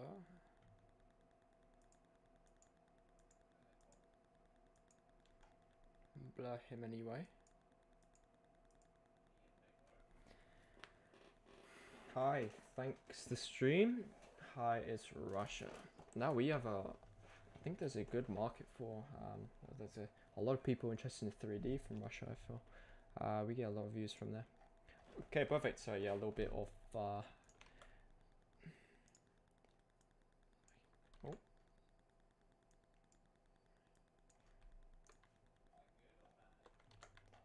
bit like that. I also need to make a shadow of him. So Control J that bitch.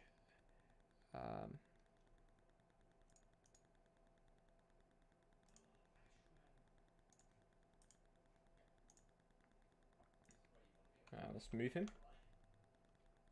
I save the stream. You mean afterwards? Yeah, it stays up. It stays up. You can watch it.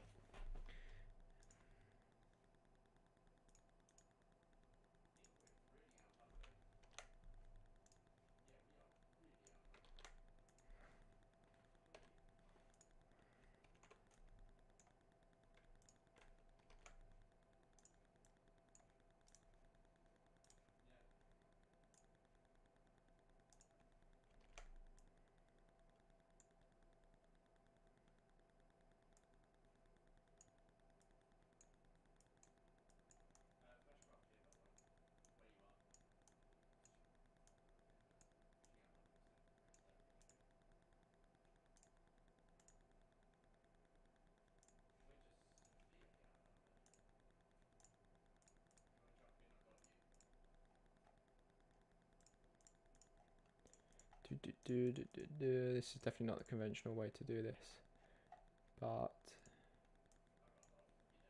oh wow,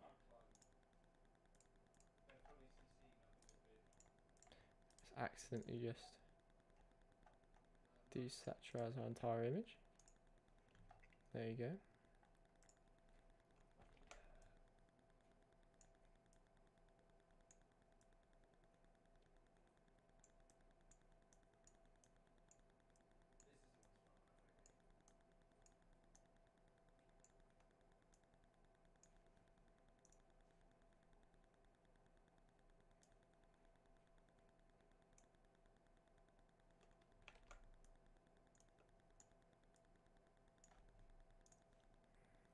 Okay, and then, alright, we need to make him obviously a shadow, not on the floor. How do I do that?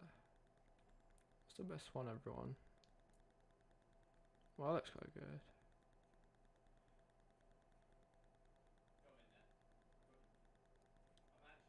How does everyone else do it?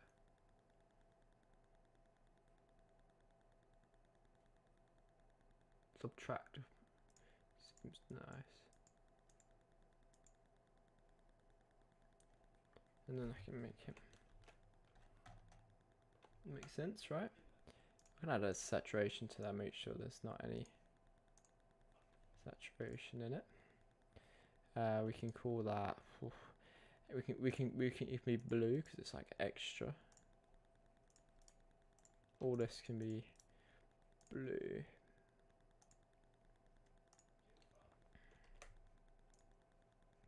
No, whoops, wrong one.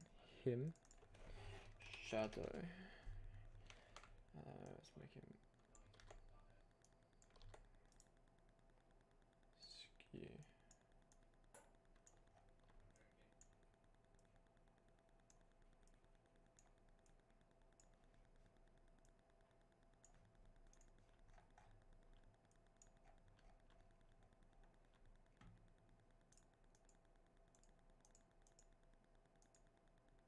Okay, and actually him. Make it darker. Like that. Okay. Nice, nice, nice, nice, nice. I kind of want to add a crane to the background. This idea I had before. So Shutterstock it is. Why not use our cranes?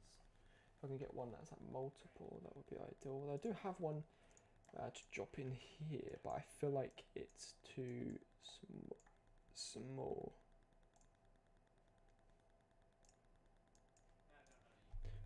Let's move it down. Needs to be behind our original render. I feel like it needs to be like this small if it's gonna be pretend to be in the background.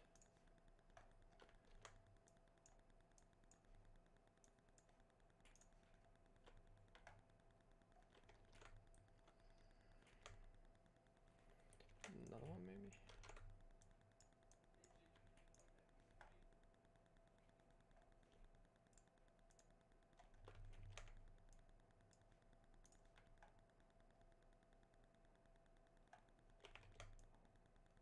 I feel like, is it adding that much?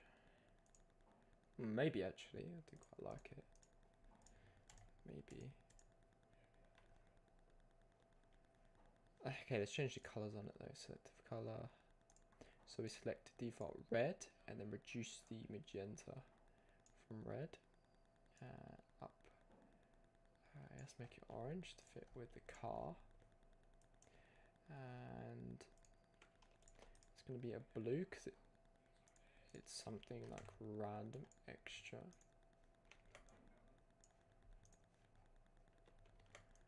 In the background. And maybe we'll add another one.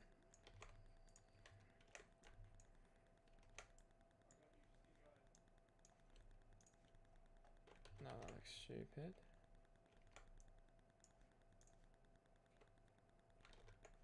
Yeah, definitely looks dumb.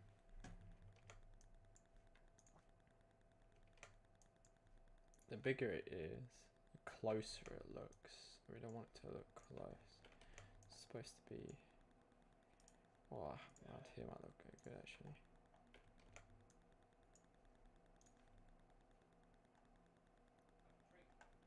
Looks quite nice.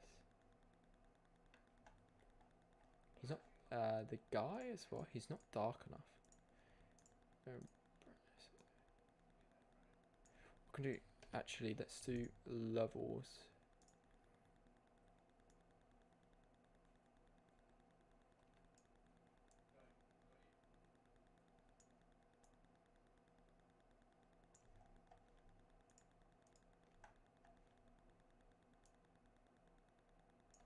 Nice.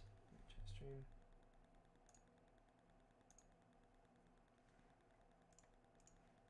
Yeah, but yeah, the stream will be saved. Don't worry about that. So you can rewatch. Blue. Let's change.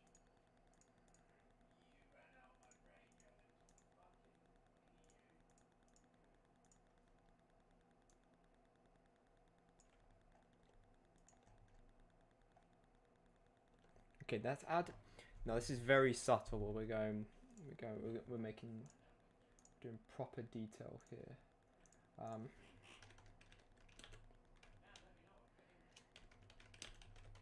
We're gonna add some buildings and some reflection of some of the windows because there is no reflection in some of these windows, and I don't like that. So this is just a random image of a building. We'll call it blue, and we'll put it in, and it will just be basically there. Opacity down, scale down. Okay. Mask. Select, and then inverse the selection, and then anything outside can go away. Select none. Now you can see we have a little bit something in the reflection. Turn the opacity up. Let's change this to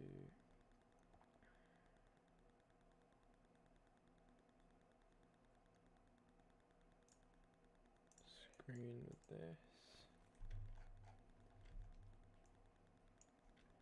And we're going to do the same thing, same one, but from the side. A little bit of tree. Blue. This. You can see just a little bit of something in the reflections.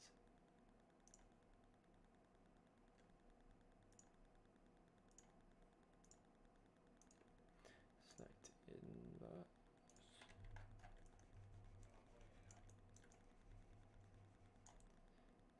Select none. I think that adds a little something to it all. I think hard light makes more sense actually.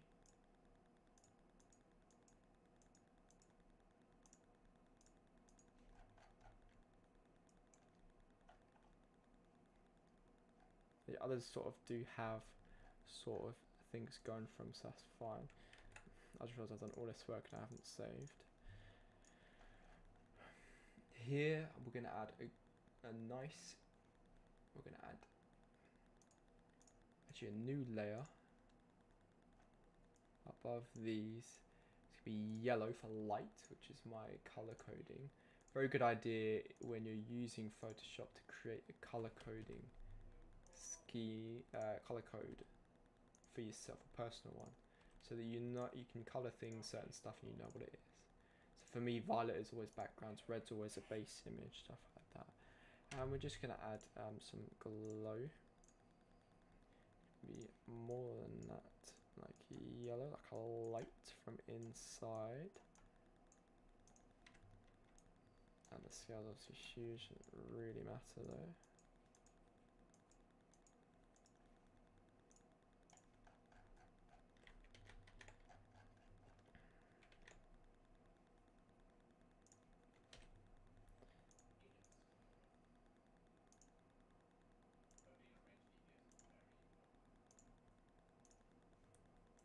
Soft light, let's make it.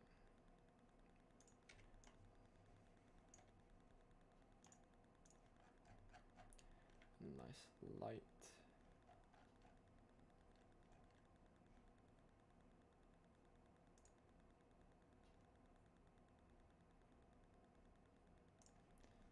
Soft light.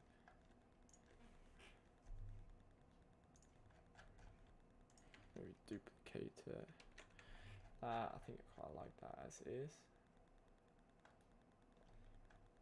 I think maybe change the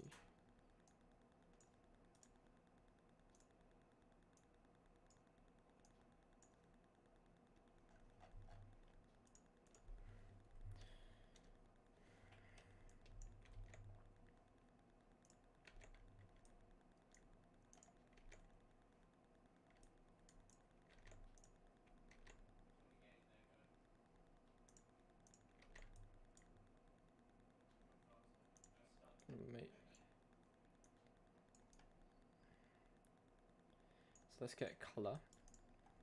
Okay, I'm gonna add some glow. So we're gonna turn the flow right down. I'm gonna add some glow to this to indicate that it is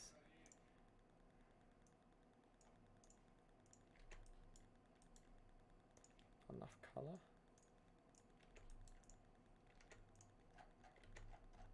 Too much. Let's do this on a new layer. Red.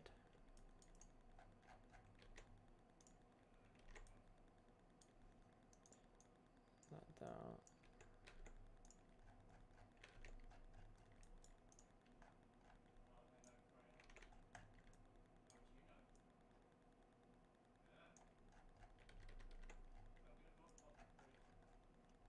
We could just leave that as it is, maybe. Just experimenting now, really, with different things.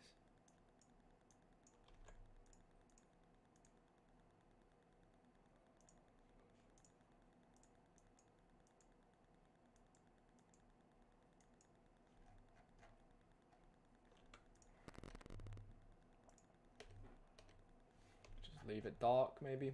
Yeah, maybe we just leave it dark. That's alright. It's alright. It's alright.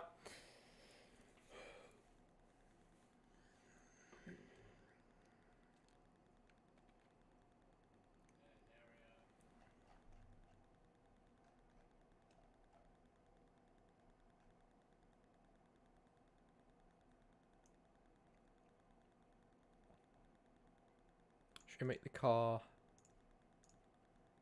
have a little bit more motion blur?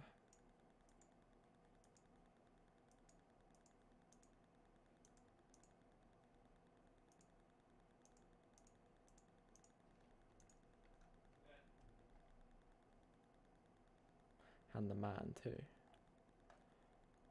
Where is our man? Definitely not that. Not that. Lots of different. It's the shadow of the man. There you go. Filters. Motion blur. That's.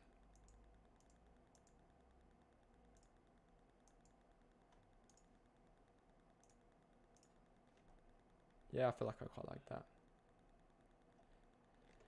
Okay, so now we color correct. Now, first of all, we try a few different skies, I think.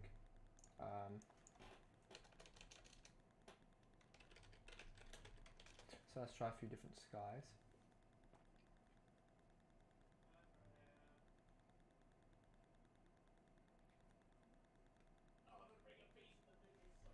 Or we can change our sky a bit to be, and make sure we add layer.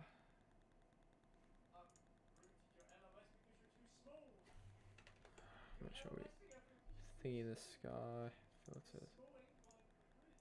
Just blur that bad boy and reduce it to add a bit glow to the sky.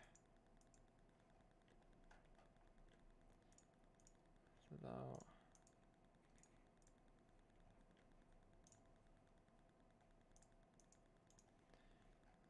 all these can be highlighted violet.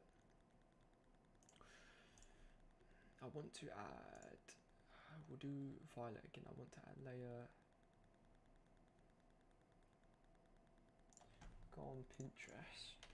I go on exterior renders that I like, that I've favorited on Pinterest.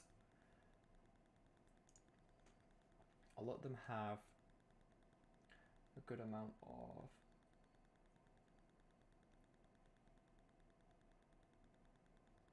like glare almost.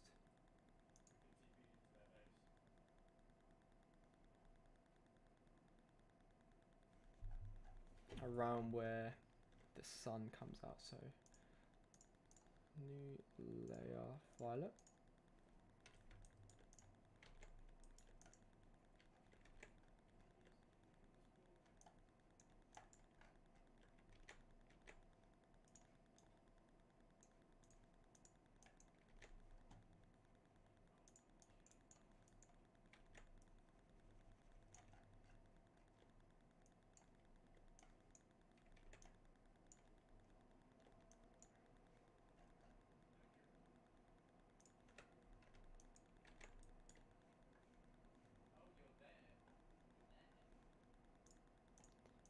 think we need on the yellow, we need a soft light above these that indicates the lighting going.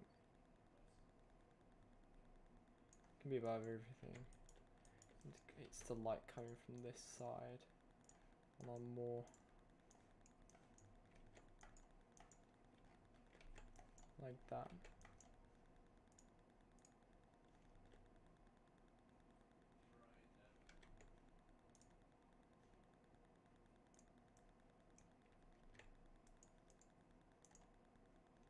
Some contrast to the image. Some light to dark contrast. Light, dark. I can add opacity filter. So I taper that a little bit. Oh, that feels quite nice.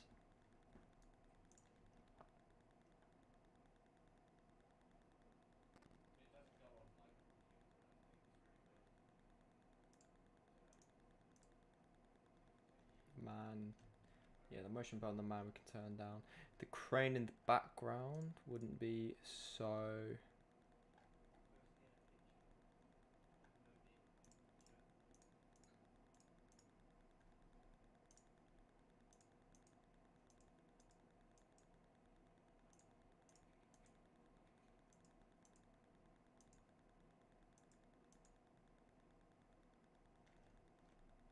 Okay, here's one thing. Here's one interesting thing.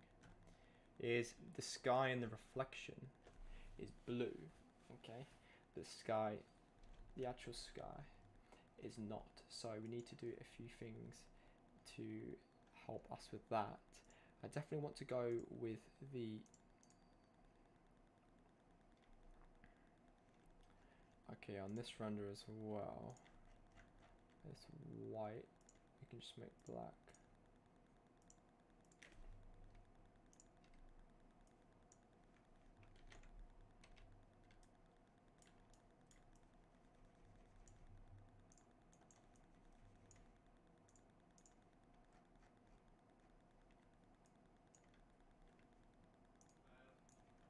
Okay, this is that with any. This is no filters or camera raw filters, so I'm feeling pretty good about this. None of that has been done yet. Where's our crane? Where's our crane? Where's our crane? I know it's here somewhere. Here he is. Filters blur. This time it's gonna be Gaussian blur, because in reality, something that far away wouldn't be in that much focus. Should be a bit more than that.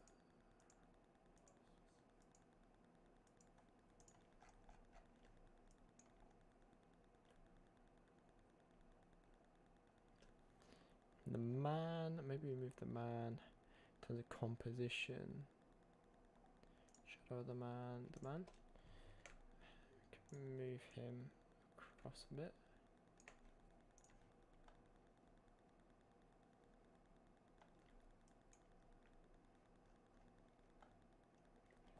The sky.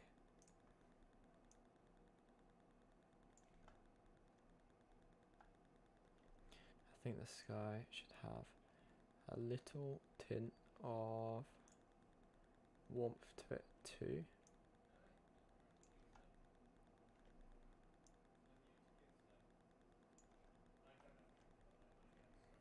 Okay, violet. Let us save this. Okay, now we're gonna do a Control Shift Alt E. Control Shift Alt E. We're gonna highlight. Okay, so now we have one layer for our render. Now everything else is still there, don't worry.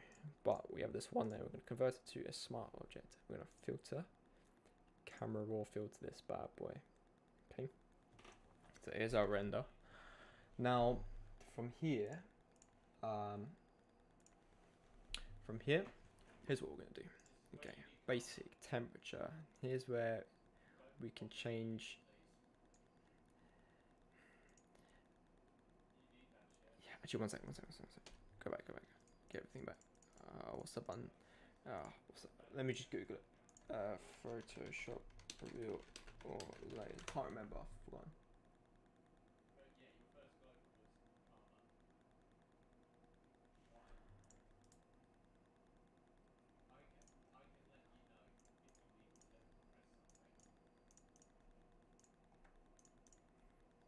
One second.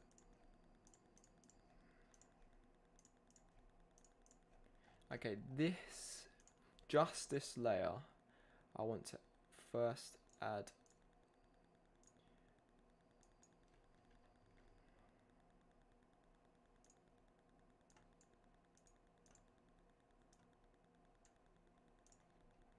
a little bit of a cooling filter too.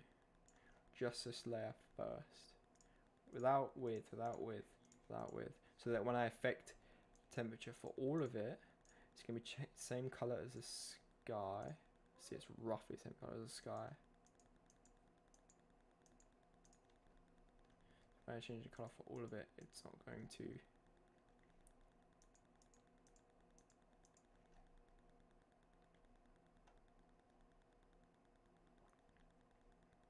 Okay. With that cooling filter, with cooling filter. Red. Set everything. Control Shift Alt E. Alt click this just to highlight this. Convert to Smart Object Filter Camera Raw Filter. Let's go. Okay, so start again. Looking at our render, we need to. I want to change the temperature just ever so slightly, and the color ever so slightly more pink.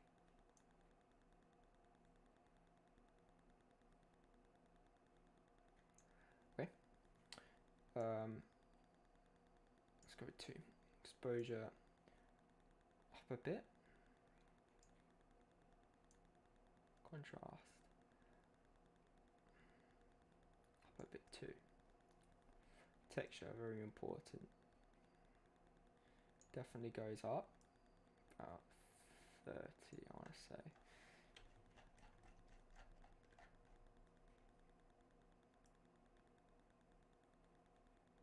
I'm just looking for that margin where it gets too much. So there, a good amount. Contrast actually just reduced a bit again. Okay, vibrancy. We're gonna reduce that a little bit. Actually, first, before we affect overall saturation, we're going to add a little vignette, or however you say it. Vignette. A little bit grain. A little bit grain always adds just a little bit element of realism. Just a bit. Color mixer. Saturation. We're going to reduce saturation of our greens. That's going to do wonders for our render. Because they're just, as you can see, they're just overbearing at the moment. They were overbearing, but not anymore. Our yellows too. Nah, yellows are fine. Luminance of yellows is going to be, as you can see, pretty much the shine on the car and the shine on the walls. So I can add a little bit of that. Luminance of the greens is going to be on the. Can have a little bit of that too. Okay, now the blues, it's going to be the sky, and if I make that a little bit less saturation, you're going to get more of that overcast sky we were looking for. Rather than so pink. And the luminance on the blues down gives us proper overcast. Right, so it lightens things up. So let's go down a little bit. Now we're definitely getting more of the vibe that we're looking for with this. We wanted a very dramatic, professional vibe. Now we can maybe turn, if we go into curves, I like to turn darks up a bit, and same with our shadows. Now we're getting a bit too far. Yeah. And what I'm going to do is I will do this again tomorrow. So I'll go through the entire camera raw filter of it, section of it, tomorrow. So I'm going to take our render, I'm going to go back into the Photoshop file. This is a really good thing to do with a lot of the work, is to do it again, or give yourself some time, a couple days, 24 hours, even probably at least half a day, to at least 12 hours. Step away from your project and go back and look at it and make the changes. And then what I'm also going to do is, because this camera raw filter stuff is on a separate layer that I made with every layer so far, I've still got all the other layers, so I'll do that again. So I'll make another layer with everything but raw for the camera raw filter. So we'll have all these changes I made to the grass, like, and the man, the motion blur on the car, the pipes, the crane, all that, and the sky. They'll all be there, but all of these changes I'm doing around, I can redo and see what result I get. See if it's slightly different. See if I do it a second time, I go for a different look and see, or if they're really similar. And if they're really similar, then I know that's sort of what I wanted, rather than just doing it once. So, I'm afraid to turn down the lights and the highlights up.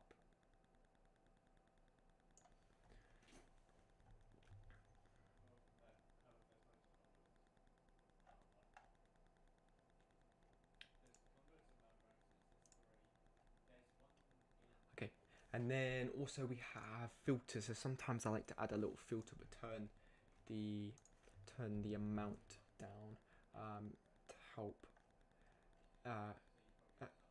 achieve a certain cinematic look. If I want 10, seems to work well on this. It sort of turns some of the colors into turns some of the yellows more into reds.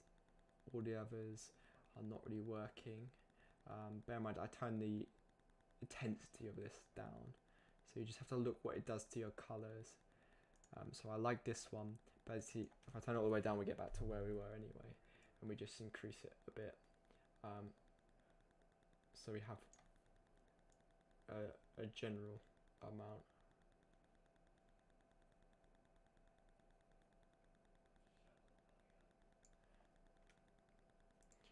I've gone to before and after looks. The changes we made aren't super dramatic. Let's go with, like, which is the best, probably the one where it's up and down. The changes we made aren't super dramatic, but what they have done is, I say the main things that we've done is we've reduced the reduced the intensity of the grass, the intensity of the saturation of the grass. We've sort of taken away a little bit of the warmth of the colour, because we wanted it to be a bit more London style, more bleak, but professional. The sky has lost its sort of blue texture that it had. If I increase the amount of this, actually a bit, we get this. So that's what we've got at the moment, and I'm going to leave it there. Do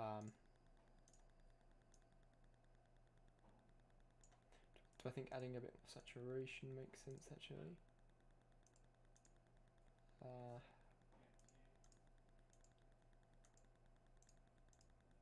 Kind of hard to tell right now.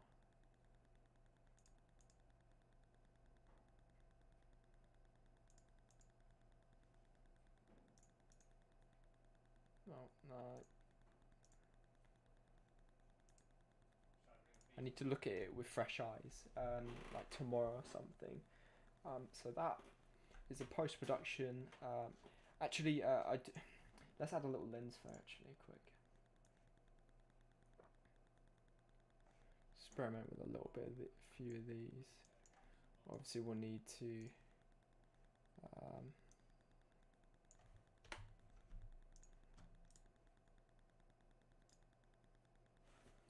Not clipping mask, we need to go back to layer. Oh no, let's go back to layer, yes, delete, select none. Let's flip it horizontal, that's where the light is coming from. To delete that again. Select none. green that bad boy. Thingy that. Little lens flare from where it's coming from. Mask. Turn the opacity up so I can actually see where the lines are.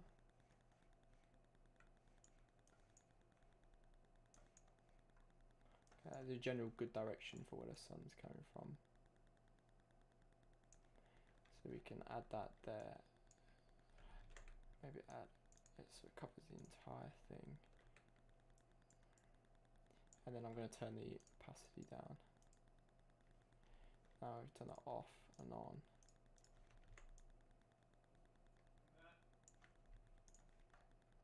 Adds like a nice little, definitely adds a little something to it.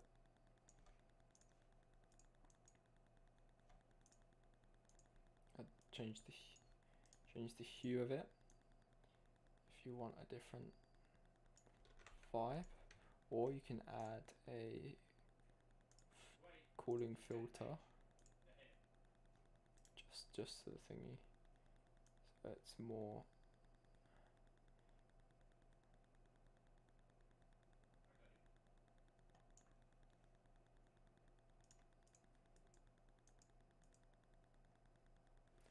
Okay, now I'll leave that on the thingy as, what don't we have yet? Grey.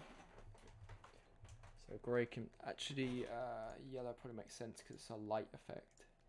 Okay, and now this can be the only thing in here that is, oh, I run out of colours. Grey, I suppose, and everything else underneath is still there. So Control Save. Let's export this out, send it to my phone, which is what I like to do. I'll make it the thumbnail of this live stream, and then I send it to my phone, show it to my girlfriend, maybe post it on my Instagram story to get opinions, and I look at it tomorrow with fresh eyes. At the moment, what happens when you work for ages, when you're doing something, your eyes and your eyes and your brain, mostly your brain, turn a blind eye to some of the issues in the render because you've been working on it a while, and subconsciously you just turn a blind eye because you want it to be amazing because you've been working on it for a while. Whereas when you look at it the next day, that's why when you look at someone else's piece of work, it's a lot easier to be more critical because you don't have the personal attachment to the work put into it. It's almost impossible to replicate constructive criticism on your own work as if it was someone else's, but you can do things to help, like taking time away from the projects, not looking at it, and then looking at it like the next day or a few days later. And also comparisons. If you generally put yours next to someone else's pieces of work that you like, and it's easier to see if it's not up to standard. So we'll call it Cinema London. Save. Hope everyone likes my Christmas tree in the background. We've got some cute little lights on it, and we're going to be putting maybe some baubles and shit on it as well. I don't know. Makes it nice and Christmassy. So that's saved. So if I go back in, what I'll be doing, not on stream, but I'll be doing it in a bit, not in a bit, tomorrow, is I can go back into it. Let's close that.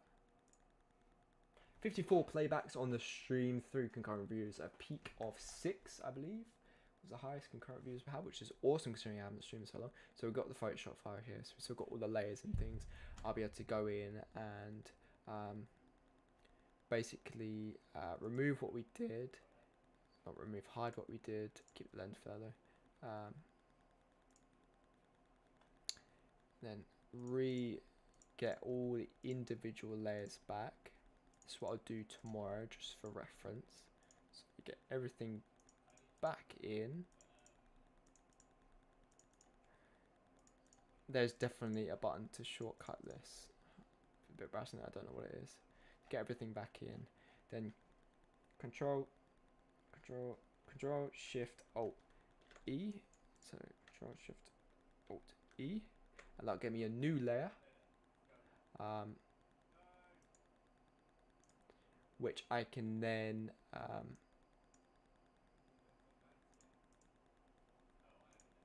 use to. I might as well just leave it like this now. Hide all these again. I could have done this with alt click.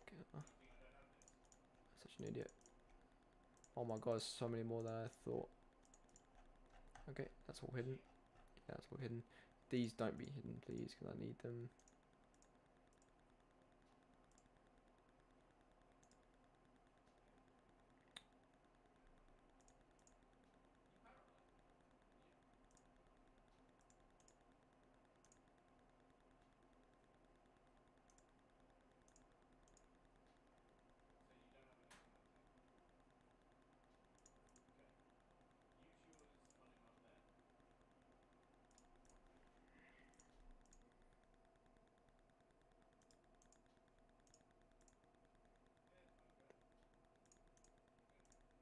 I'm gonna add.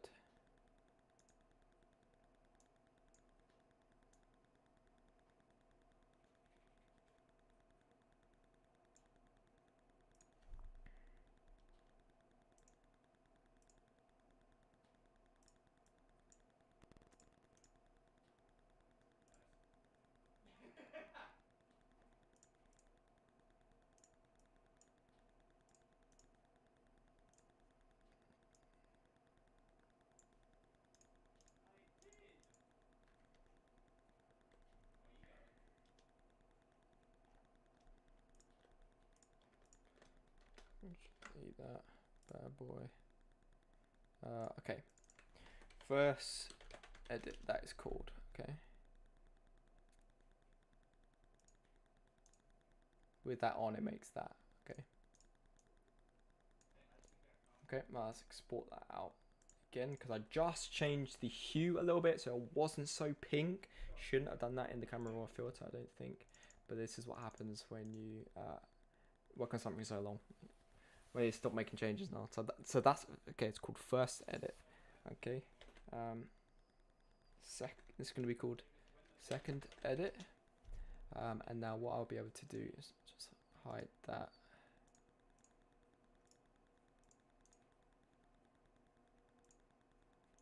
And then boom. So this is what I had before camera raw filter.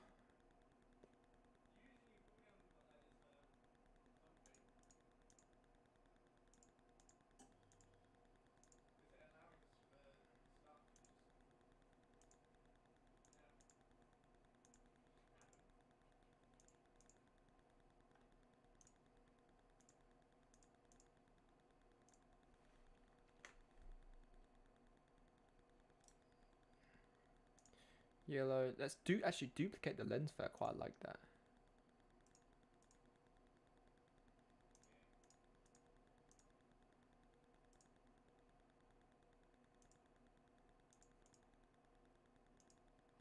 Okay. What I done now. What I did before. What I done now. What I done before. What I done, what I done before. What I done before.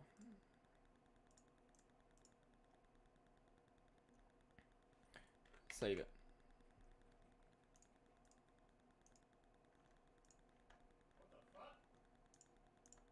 Save this as Celia second version in case I don't like the added lens flare. Celia Road, London 2. And then we're done. Okay, so I'm going to save that now. I'm going to take a look at it tomorrow. Might do some other work that I won't be streaming, although it'll be boring modeling stuff. And yeah. So thanks everyone for tuning in who did.